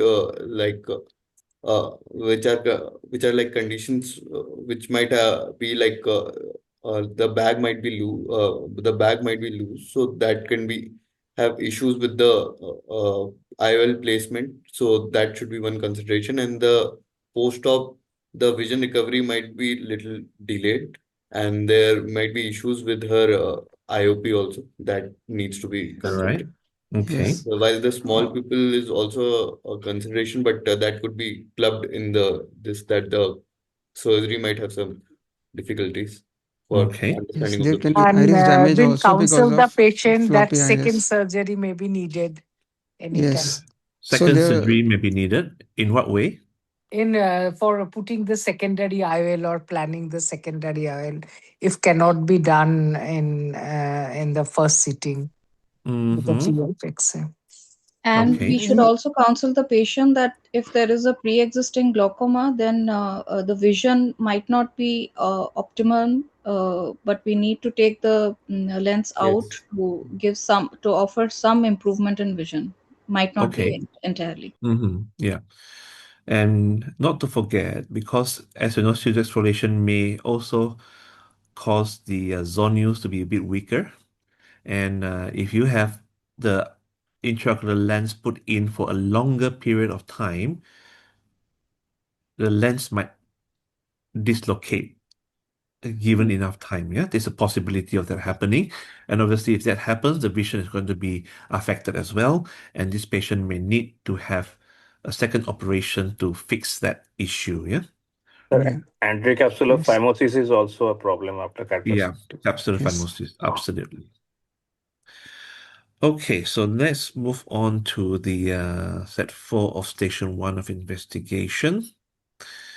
So this one is an 18-year-old man presented to the eye casualty with bilateral blurry vision, 6/12 vision in the right, 6/18 vision in the left. Patient general practitioner record showed no significant past medical history. On examination, an anterior segment was normal limits. Dilated fundoscopy revealed bilateral optic disc swelling, left more than the right. There were blurring of optic disc margin with flame-shaped hemorrhages on the disc in both eyes and cotton wool spots surrounding the optic disc. The retinal arteries and veins arcades were dilated and tortuous, with AV nipping in the first and second order of the vessels. A macular star could be discerned in the left eye but not in the right. There were no cystoid macular edema. So, based on this vignette, what would you like to know more in terms of the history from this patient? If the patient is under any hypertensives which he has discontinued, if he has any chronic kidney disease, if he is on dialysis, and diabetes, of course, we need to rule out if he is on any medications. Family history of hypertension. Yeah, And family. Absolutely. Anything also else? any And 18-year pad in the hole old for boy urinary having apparatus. neuroretinitis like pictures. So I Yes. have to rule out some infective cause also. Yes. History of Okay. pad at Cat home. scratch Yeah. disease, and I Line. have to take history of this. Mm-hmm. Any other thing? Syphilis also has to be ruled out. Yep. Anything else? Sir, pheochromocytoma. Absolutely. Pheochromocytoma. So that's good. Yep. Okay. So the next question now is, what test would you like to perform for this patient and to justify your answers? Sir, firstly checking the BP of the patient, blood pressure, Mm-hmm. and Oc- also following up with maybe a renal function test Ocular and Okay. systemic. And sir, Absolutely. if there is any history of preceding infection, we can order a blood infective CBC count, and if you have history of any cat or any household pet, we can get an maybe an IgG or IgM for the Bartonella antibodies. Okay, that's good. So next, we know that the patient's blood pressure was 240 over 150, so it's very high. So, but the patient had no symptoms, yeah? So in this situation, when you found out that the blood pressure is that high, what would you do for this patient next? Urgent hospital admission to Absolutely. emergency. Yeah, and I will lower the blood pressure gradually. I Yeah, reduce yeah, it like by 10 to 20% in the first hour, yeah. and then yeah. Actually, Mm. sir, this is an Yes, sir. hypertensive Emergency. emergency. So, Yeah. hypertensive emergency with end organ damages are there, like retinopathy is there. So, the Right. patient had to admit it and reduce the blood pressure accordingly. Yeah, yeah. Basically, you need to also offer the answer of liaising with the physician to to help monitor and control the blood pressure as well. Yeah. So that is the thing. So the last question on this section was that of grading system of solar optic disc. We know there's a Friesen scoring system. So let's move on to the next one. So this station 2 is the theme is on diabetic retinopathy and maculopathy. So something that's very common and so commonly asked. So how would you manage a patient with proliferative diabetic retinopathy in a 28-year-old type 1 diabetes? We can do a pan-retinal. First, we have to Management identify whether consists it of is a high risk PDR or a low risk PDR. Okay. Mm-hmm. Then accordingly we will manage.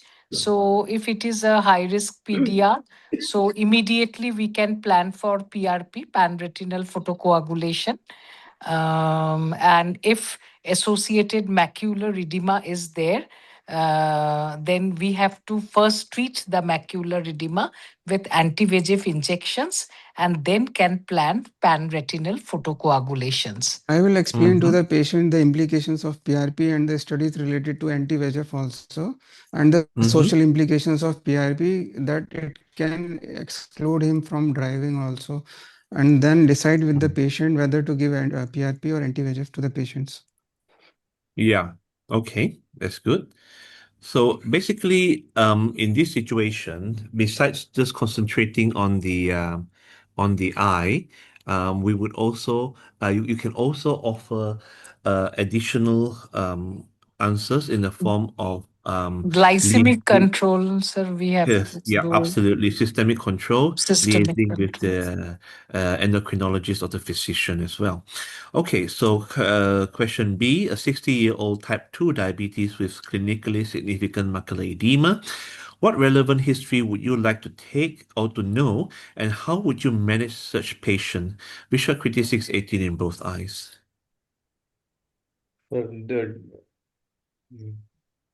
Yes, sir, we need to know 60-year-old the diabetic. cataract status and whether the Yeah, patient has cataract a visually status. significant cataract or not. Anything else? And other comorbidities like hypertension, hyperlipidemia, kidney status. Absolutely. Absolutely. Yeah. And also to know about their how good is their systemic control of the diabetes. And one of the things that we are looking for would be what? What parameters will we be looking for in the blood test? HbA1c, To blood look for sugar. HbA1c, then HbA1c.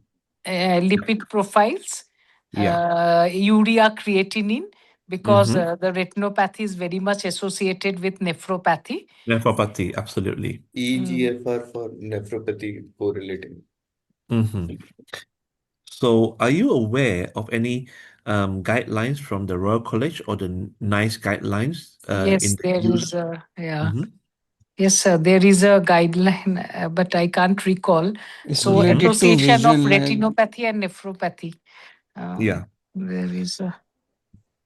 No, Yeah. it's he asked about Lucentis. There is like related Yeah. to vision. For a particular Yeah. vision less than 612 or 618, Lucentis is better. Mm-hmm. I mean, the studies did show, yeah, the drcr.net study did show that, yep, you are right. But after the second year, both these ranibizumab and the aflibercept achieve a similar endpoint after the second year. Yes, yes. Yeah. So, okay, that's fine. And next question is on the type 1 diabetes in a 30-year-old man, poorly controlled diabetes and blood pressure, presented with a 1-week history of vitreous hemorrhage. What would be the likely cause of this, and what are your management options? Please justify your options that you would choose for this patient. The type 1 diabetes patient, the person is having high risk PDR. So in this case, so if I cannot see the posterior pole or the fundus properly, I will do ultrasound B scan to rule out any retina issues are there, any RDs there or not. And then I will tell the patient to wait for 3 months if the hemorrhage otherwise I can go for the vitrectomy with endo laser. First, to control the diabetes and blood pressure, and then continue conservative treatment with control of diabetes and hypertension, and to rule out any combined retinal detachment is there. So that is a surgical So emergency. in type 1, we wait for a month, and type 2, we wait for 3 months. You can, yep. But at the end of the day, the idea is we know what is the cause of it, right? Polycontra diabetes, the main cause is that of new vessels. and we know that. And as we also know that the vitreous is actually can serve as a scaffolding for the new vessels to grow on and to bleed and cause more vitreous hemorrhage. So in this kind of situation, usually it might be advisable, assuming that you already done all that you have done, to go in and do the treatment faster, removing the scaffolding, and do the PRP and the laser PRP and stabilize the retinopathy at an earlier stage in a young patient. And once that's done and stabilized, the next thing that we have to be concerned always is that of the maculopathy and also the ischemic component, ischemic retinopathy, as well as ischemic maculopathy that can come with it as his age progresses. Because diabetes is a lifelong condition, and if at any one point the diabetes or blood pressure is suboptimally managed, um, maculopathy as well as ischemic process can still progress despite the fact that the retinopathy would have been stabilized by the adequate endolaser PRP. We will give anti-VEGF before vitrectomy, right? Absolutely, yeah. 2-3 days before, not too long because of the crunch effect, possibility of the Yes. crunch effect. Okay, so let's move on to station 3. Okay, this is the theme of BRVO, CRVO, yeah? So how would you manage in general, whether it's branch or central retinal vein occlusion, cystoid macular edema? So if the vision is good, better than 6/9 or better, we can go for conservative treatment with nepafenec and focal laser. If the vision is worse than 6/9, then we can go for anti-VEGF injections. So nowadays, the first line of management is mostly anti-VEGF. It's not resolving with 2, 3, 4 anti-VEGF. Then we can go for this focal or grid laser after maybe 3 to 6 months. Actually, And you are right. Yeah, usually the anti-VEGF is now generally considered as the first line, and sometimes depending on the presentation, you might get persistent macular edema. There is yes. especially paraphobia, or if you can sometimes get exudates as well. You can actually do a very light focal or grid laser around the periphovia region, as well as an adjunctive management, in combination with the anti-VEGF as well. So we But should, when it has been asked about to outline the management, shouldn't we start with the investigations that we do according to the age category, like in young patients with a family history or a bilateral CRVO and all, we should rule out certain typical diseases like the coagulation profile and all, we should be ruling absolutely, out. yeah. For basically you do the history taking, you do the examination, then you go on to the management. Yeah, I mean the treatment, the Yes. treatment. Yeah. Yeah. Yeah. So we were discussing about the treatment as a whole. So okay. So yeah, you're right. We will go through the history, the relevant stuff. So now we bring ourselves to the next sub question, which is if a retinal vein occlusion happens in a young person, maybe say 20-year-old person, what other clinical considerations will you like to take into account? So mostly coagulopathies and homocysteine levels we should ask for Mhm. other than the uh, Mhm. blood pressure, sugar, and hyperlipidemia. Okay. And Yes. what if this 20-year-old happens to be a lady? Any Then additional? OCPs, the oral yes, contraceptive pills. recipe. Any other thing? Autoimmune diseases, APLAS. SLE, Apple. Aplar syndrome. Anything else? Antiphospholipid. Antiphospholipid. Uveitis Absolutely. nodosa, SLE, we Yeah, can rule out all. absolutely. Yeah. And of course, if the patient is a bit older, I mean, still of childbearing age, you might want to ask about history of miscarriages. Yeah. Mm. Yeah. Okay. So how would you manage a patient with CRVO related rubeosis with raised intraocular pressure, assuming the vision was 6/36? With PRP and then anti-VEGF injection. Now, first of all, so if there is increased IOP, we have to manage the increased IOP first with oral with eye drops or First, we will with do acid. gonioscopy to see the angle vascularization and if there is angle blockage or not. And accordingly, and then as we can go with the management of this intraocular pressure. Correct. And So you try to control the pressure. At the same time, you consider also to Pan-retinal yeah, photocoagulation. absolutely. Yeah, you do this together. Assuming that you have done the PRP and you've given the maximum topical anti-glaucoma medication, and the pressure is still not coming down, what would be your next step that you would like to consider? As the eye is, if it is a blind eye, so we can go with the Cyclodiode, yeah, cryo. okay. But this patient, the vision is 6/36. we will go Then with we will go for glaucometric shunt device operation.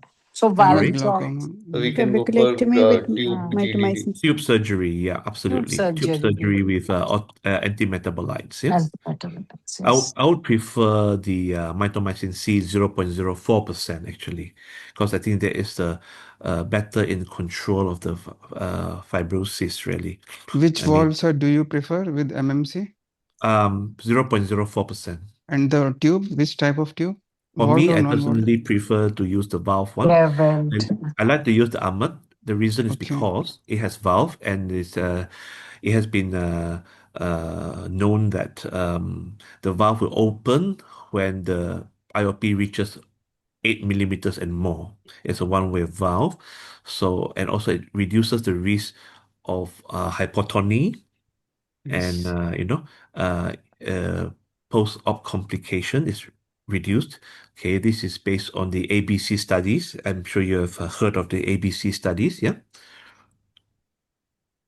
And I think ever since the ABC studies came to light, there are other devices like the Pulse tube. Have you heard of Pulse tube? Yes, walnuts. Originate from Singapore. Yeah. Yeah, but I think now even Keith Barton in Newfields is using it already as well. Yeah. But Ahmed also has come without valve now. Oh, yes, that's right. Yeah. But I personally prefer the valve one because, it's less risk of complications. Yeah. But of course, there's more than one way of doing things. So, I mean, there's no right or wrong answer. But I feel that, that is a good one. And also, it doesn't require as much space as I would have if I were to use a Yes. Bowvelt tube as well. All right. So let's move on to, okay. What investigation would you do to monitor the progress of your patient with BRVO cystoid macular edema? I think we know the answer to that. I mean, it's a modern day, everybody would need OCT, yeah? Would need OCT.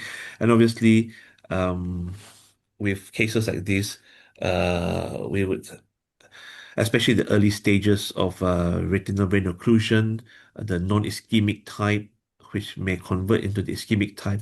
Obviously, OCTA, I mean, some centers do have them now as a routine, may also be helpful as well. So not just the OCT, but also the OCTA as well. All right, let's go on to the next one here. Okay, this again is the evidence-based, so this one I think is quite straightforward for you guys. So, are you aware of any evidence for the use of intracameral antibiotics post-cataract surgery? For cefazolin or Cefuroxime and Cefaro- moxifloxacin, this preservative-free Cefuroxime. moxifloxacin and cefuroxime. Absolutely. Basically, this is based on the very large study done in the ESCRS, right? The European study. that has proven cefuroxime. Okay. Next is again communication skills. So we have this advise a patient or with suboptimal diabetic control developing proliferative diabetic retinopathy requiring laser PRP. He is a taxi driver and therefore, his livelihood depended on the on him being able to drive. So further concern about his fitness to work is there. So how would you counsel or advise this patient in this scenario?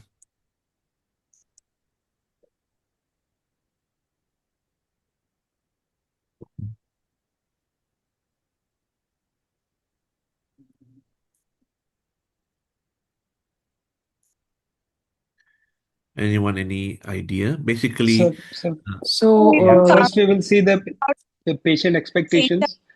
Yeah, patient expectation needs So to be taken into first we consideration. will Yeah. see the patient expectation, his best rated with visual acuity hits, systemic control, any other associated systemic problems. Uh-huh. And then we can advise him like anti-VEGF injections for long term versus PRP. Mm-hmm. Yeah. PRP can reduce the visual field that can hamper Yeah, the and that taxi driver profession. the patient can basically lose his license if the Yeah, visual field. absolutely. Yeah, that's right. So nowadays we have anti-VEGF, as an alternative in such cases like this, which we hope, can cater for patients with this kind of condition as well. Yeah. Okay, let's go on to the extra management question. So here we have a 70-year-old man just had a right cataract surgery. Biometry was aimed for minus 0.5 diopters. His pre-op refraction as shown on the screen. And however, 2 months post-op refraction, the right eye was recorded as minus 250. So what are the possible reasons for this refraction surprise post-op in this particular case? So we would like to know the type of IOL that has been implanted, and Okay. the if he had some associated conditions like PXF, which might have caused a zonular weakness and a myopic or a hyperopic shift in the capsular IOL bag complex, and if it is a toric lens, then we might consider the rotation of the axis. Uh-huh. That also has to be ruled out. There is very less Okay. toric component there. It's Yeah. like spherical. Yeah. It's an aspherical lens. Yep. It's a single piece hydrophobic aspherical lens. Yeah. There can be So, IOL placement in sulcus also. The mhm. phimosis as well, and check Yes. his fundus to look for any other macular Edema. pathology or any Yes. pathology edema is there or not. Okay. Now, second question that follows. What would you be examining for this patient to look for the reasons for this refraction surprise as Sir, mentioned above? capsular block syndrome. Okay. Would you like to describe a Yes. bit more on that? Sir, is in it basically the IOL is displays anteriorly with AC shallowing and post-op myopic shift. Okay. Anything that is real, I mean, that is in that vicinity that you would like to look for in your slit lamp examination? Sutures, It's warning like sutures. Capsular a hypertension. distance Suture, between the the iode incision, and and the K Um, values. Any flattening has occurred. Post uh-huh. flattening has occurred Capsular after surgery in K hypertension. values. Repeat the K values. Yeah, I mean, there's no sutures being placed in the cornea post-operatively. Maybe he was targeted for monovision. concentration by Um, examination. yeah, in examination. I mean, it's not for monovision. It's they want it to be ametropia, but obviously they got this surprise. So just now someone Capsular was hyper, mentioning, sir, sorry, capsular hyperextension. We have to check for capsular hyperextension in to what rule out. way? So to check the placement of IOL. Okay. How can that happen?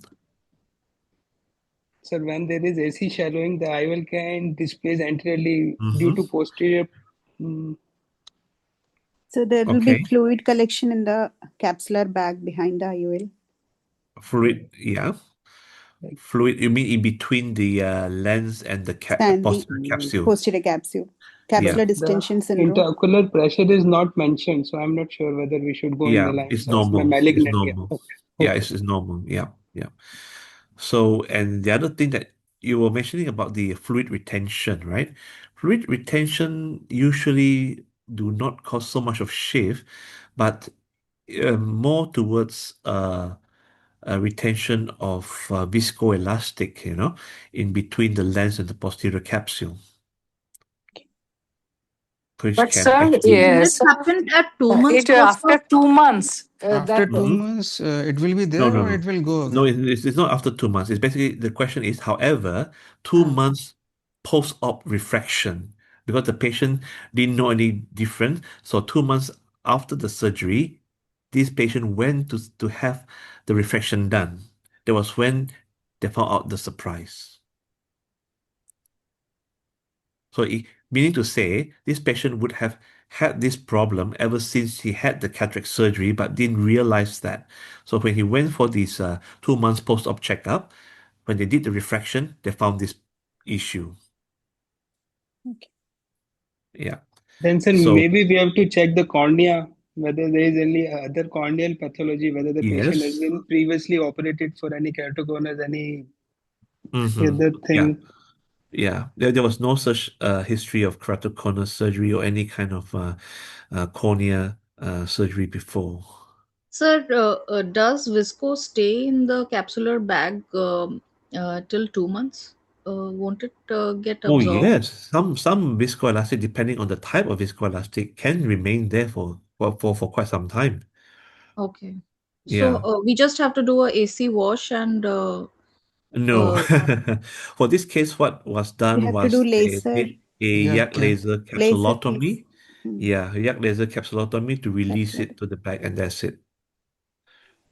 so this was the case of capsular bag distension with retained viscoelastic in Yes, the bag absolutely. behind the. Yeah, Okay. yeah, yeah, Yeah, capsular block syndrome. Okay. yeah, in a way. So next is the hang on, let me see. Next one is the 69-year-old lady who had a previous history of road traffic accident whereby the airbag had blown up and hit her face 10 years ago.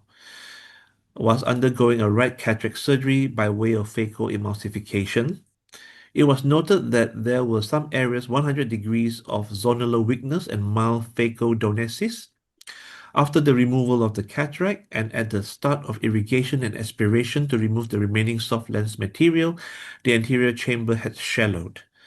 At that time, the blood pressure of the patient was 150 over 95, and the patient maintained that she was not holding her breath. What are the possible reasons for the shallowing of the anterior chamber based on the above description? So the vitreous prolapse through the zonular dehiscence, It's a and possibility. there and may then there be can be choroidal suprachoroidal Direct hemorrhage. hemorrhage. syndrome, sir. The due to Absolutely. aqueous Yeah. posterior migration of the fluid in flow Yeah, through. it could be that. Yeah. And someone was mentioning about Suprachoroidal suprachoroidal. Yeah. hemorrhage, Suprachoroidal yeah, hemorrhage. Yes, Yep. rupture of correct. the Suprachoroidal. vessels, Okay. yeah. Now, based on all the differentials, you're operating at that moment. So how would you further manage this case safely? Okay. So first of all, I will stop surgery and Mm-hmm. try to assess what is happening. Okay. Mm-hmm. So if it is, I am thinking of a suprachoroidal hemorrhage. Mm-hmm. So I will tell my assistant to start mannitol IV, and then gently I will come out with the phaco probes and the second instrument, put a Yeah. suture, and Mm-hmm. wait for some time, Mm. and again assess the situation and accordingly postpone the surgery. Very good. Now, the next question to you is, when you were to, or if you were to, of course, blood pressure would have been assessed by the physician after this. I'm sure you have done that already. So let's say that you have done all that, and then when you're preparing for the surgery again, would you have done anything differently from the first time you are doing the surgery in terms of the type of anesthesia that you would use? Sir, we would have Probably general preferred an anesthesia. uh, so we would have preferred uh, so basically for anesthesia in this patient, we would have maybe preferred less topical anesthesia rather than uh, perivalvular that raises the intraorbital. Something about ketamine, that is, if What you General. mean general anesthesia? in general. Yeah, yeah. Why would you choose general anesthesia? Any particular reason that you would do that? In general anesthesia, the blood pressure can be controlled by the anesthetist. Absolutely. Yes, absolutely. So hopefully that would reduce the risk of a recurrence, especially with the history as such. Yeah. So, okay, that's good. So what is the And history not mentioned in the question that how would you have consented if knowing the above history? What history? the history of the road traffic accident, you know? Okay, okay. Yeah. So, no, we're still in question number two. I mean, the further management. So someone was mentioning that we closed up when we suspect the suprachoroidal.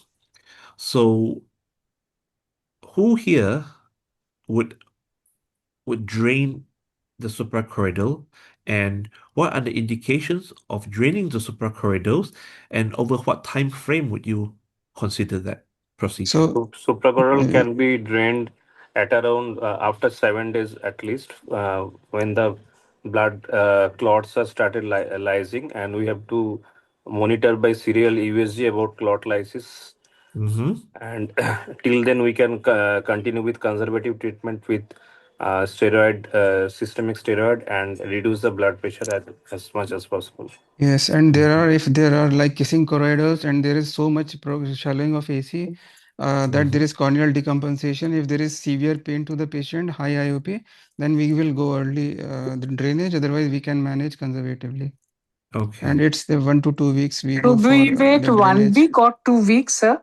1 to 2 weeks until 1 the to blood 2 has weeks. like liquefied. Between 1 and 2 weeks for the lysis of the blood, you know? Okay. Yeah. It has to be done by a VR surgeon. You had asked who should be doing it. Well, I don't know. Different places may have different thing, but it has to be done by a competent ophthalmologist, preferably with a VR background, but may not be necessary.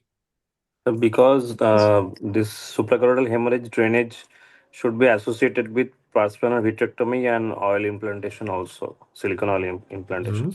Yeah. Sometimes they just do it without the other intervention. But for me personally, because I'm a VR surgeon as well as a glaucoma, so that's why I do it, you know, like a second nature kind of thing, really. So yeah. But yes, you are right. Usually we would do it that way. Yeah. So okay. Where was I now? Moving on to the next one. How would you have consented this patient for the cataract surgery, knowing of the above history of road traffic accident, and therefore the possibility of the lens, you know, structure being not stable? How would you have consented this patient before We the would surgery? take the consent of the patient for a possible repeat surgery if required, if the IOL cannot be placed. And we would also inform her that we might need a special instrument like a CTR ring to be placed inside the bag along Mhm. with the IOL implant Mhm. also. Yeah. And sometimes if the zonules are too too weak or too large an area that we're not able to save the capsule. Yeah, the We may sulcus was yeah, fixated. we may need to how to say to sacrifice the The capsule bag. and put the lens in an alternative place. Now, I know there are many ways of doing this, but I thought I would just take this opportunity to share with you, for the in the interest of all our knowledge and at the same time in the interest of our patient safety. Um, so there are a few ways I'm sure that you have heard or seen people do in an aphakic eye without any capsular support. So one way is the sclerofixated IOL, and some might even do ACIOL. Some might even do a clip-on, very size Iris clip-on claw. clip-on lens, iris claw lens, whether you put it in front or behind the pupil. So, but if you were to ask my personal opinion and my personal practice, I would prefer the sutureless, sutureless sclerofixated IOL flange technique, using a three-piece IOL. I think that is stable, is reproducible if it's done correctly and consistently. And why I do not prefer ACIOL, because as you know, ACIOL, it comes in various sizes, big, small, and all. So, and obviously, if, for example, if a certain size is not available, sometimes some surgeons may put in other size, which may not be suitable for the patient, but nevertheless, it was put in because in the interest of saving time or whatever. So they do that. And then, as you know, if the ACR IOL is smaller than what it should be or larger than what it should be, they carry their own problems, including intraocular pressure problem, corneal decompensation problem, even iris chafing. And if you were to do a claw lens, iris claw lens, whether you put it in front or behind, if you had a chance to look at the dynamic anterior segment OCT, and just the patient moving their eyes randomly, just like a normal physiological movement, like looking up, left, right, down, same way as you would, when you are looking left, looking right, and whatnot. So if you look at the dynamic OCT, you would see how violently this lens is, moving, and obviously, if it's there for long term, it might shaft the iris, which may lead to a pigment dispersion problem. And not only that, if someone is young and you put in the iris claw lens, over time the iris claw in that I mean that claw area, the iris may eventually develop atrophy. And if that were the case, what would happen to the lens? It might dislocate as well. So taking all this into consideration, and also for the suture sclerofixated IOL, which is sutured, the suture over a long period of time might thin out, might break. Yeah, so that's a reason why, after considering all of this, my preferred go-to in aphakic eye without adequate capsular support is still the three-piece IOL sclerofixated flange technique, sutureless. Anyway, any questions so far, all of you, who, in this discussion, in this session? Sir, if you could kindly just tell us where we use non-invasive glaucoma surgical device and where we use minimally invasive glaucoma surgery. That Glaucoma would, surgery. yeah, we don't discuss Yes. much about it. We don't have Okay. much knowledge other than Kansky. Okay. Now, the Also, thing. what are the indications for ab internal needle goniotomy and GAT? Okay. Now, to keep things straightforward and memorable, and to keep things straightforward, simple, it's like this. Yeah. All this, you see, at the end of the day, the management of glaucoma is only one thing: to preserve the vision, useful vision, for as long as possible, maintaining the vision for as long as possible to outlive the patient. in order to give the patient the best quality of life possible, visual quality of life possible. So that is the bigger picture that we're looking at. So by whatever means necessary, taking into account um, the patient's eye condition, their expectations, their limitations, social circumstances, family circumstances, work circumstances, everything we have to take all this into consideration. So no doubt that right up to the maximum amount of medications possible to control the eye pressure is required before we go on to the next step. So the next step, again, it depends on circumstances as well. Case selection is very, very important. So if someone has a high pressure of, say, maybe 28/30, despite maximum medication, what will you do next? Vision is deteriorating. Patient is in a middle age.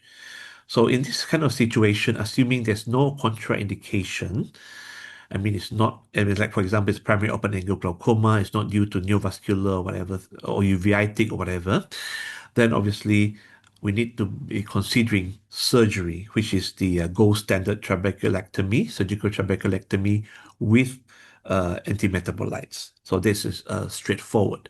For those who have, for example, intractable glaucoma after maximum medication, who are uveitic or neovascular, so those are the kind of patients this after we have treated their initial issue, which is we need to get control of their uveitis if they're uveitic, and for those who have new vessels, we need to give the optimum care. For example, with a PRP, then assuming that all this has been done and maximum medication, pressure is still high, then obviously we know that in such circumstances, glaucoma drainage device in the form of tube surgery would be more ideal compared to trabeculectomy, because in such a situation, usually they have a higher chance of failing.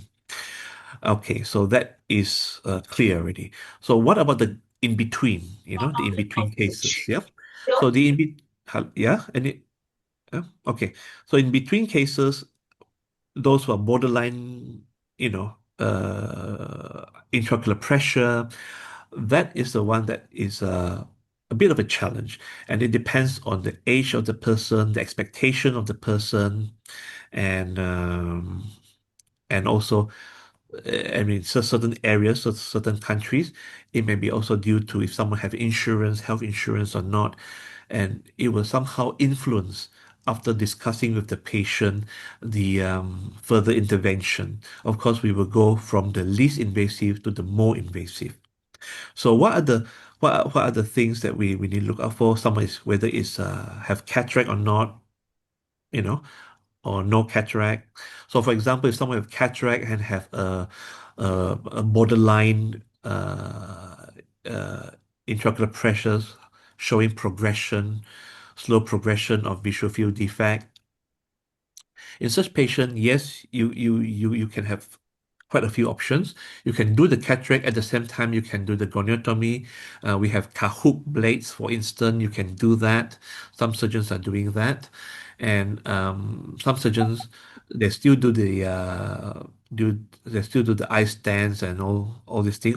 Although we know that they has fallen out of favor based on the current evidence based, um, and after that, what we can do, there's always this gentle cyclodiode micropulse transcleral um, or similar more modern equipment that can be considered in cases whereby a mild to modest amount of intraocular pressure reduction is required, yeah, not the high pressure, yeah, mild to moderate, modest amount of intraocular pressure required. You can use this technique as well.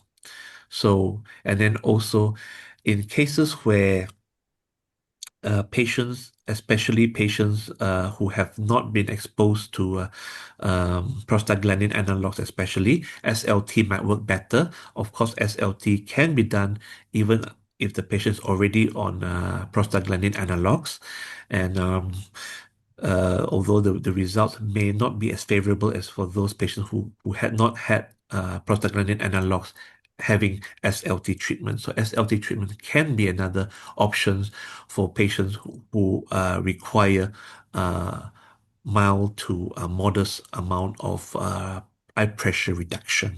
So if we can mention SLT in the patients, they have said that patient is on 3 medications already and IOP is not controlled. Can we offer Yeah. SLT to that patient now? You can offer as an option, yes. It is a reasonable answer. I won't fault you for that. Thank you. Yeah. Yeah.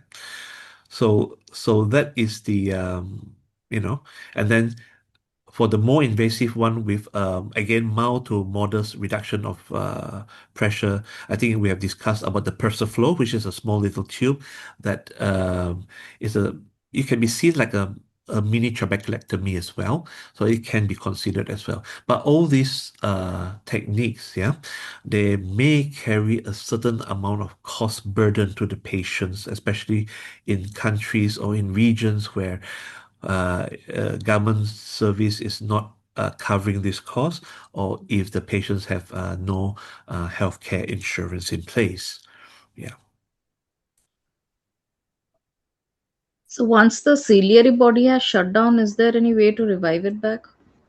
Okay, if the ciliary body is shut down, it depends on circumstances, or sometimes if it's due to high inflammation that causes a temporary shutdown, then after the inflammation has settled, there's a possibility that some of the function of the ciliary body may come back, yeah, in the form of, I mean, for example, if someone has severe uveitis or endophthalmitis even, so that can happen, and if it's treated promptly, there may still be a chance of it coming back. But let's say, for example, if the thing is very severe or is due to trauma, ciliary shutdown may be permanent, in which case, unfortunately, you might be looking at bicycling. Sometimes even in a very, very chronic total retinal detachment, it can also lead to that bicycling as well. Okay, sir. Yeah.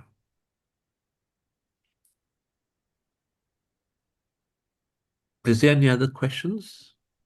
How important are the diabetic retinopathy studies? Because there are so many, and it is very difficult to remember those Yeah, studies. yeah. Of course, there are many studies, but of course, the landmark study is very, very important. The EDTRS study and the UK PDS study as well.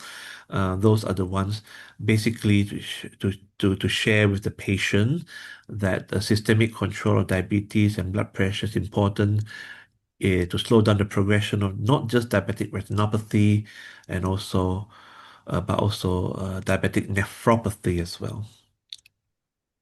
So in the exam, if we forget the name of the study but are able to convey what it had, That's fine. That's it's fine. okay. Yeah. Oh, okay. That's fine. Yeah. As long as you know, okay, said to the examiner, I know the study, but at the moment, it just slips my mind. But the study is actually shown that, such and such is Okay. there. Then, Okay. so basically you are trying demonstrating to the examiners that you know the thing. Okay. Yeah, the information. Yeah. Yeah. Okay. Yeah. All right. Is there any other burning questions? Yeah. Sir, I Okay. have one question. Like, Yeah. how much is that technique of clinical examination important in context of your clinical knowledge? You mean in the exam, yeah? Yes, sir. Okay. In the exam, you have the viva and you have the clinical. So in the viva, you just practice what we have been practicing now. And in the clinical, you just have to demonstrate whatever the examiner is asking you to examine.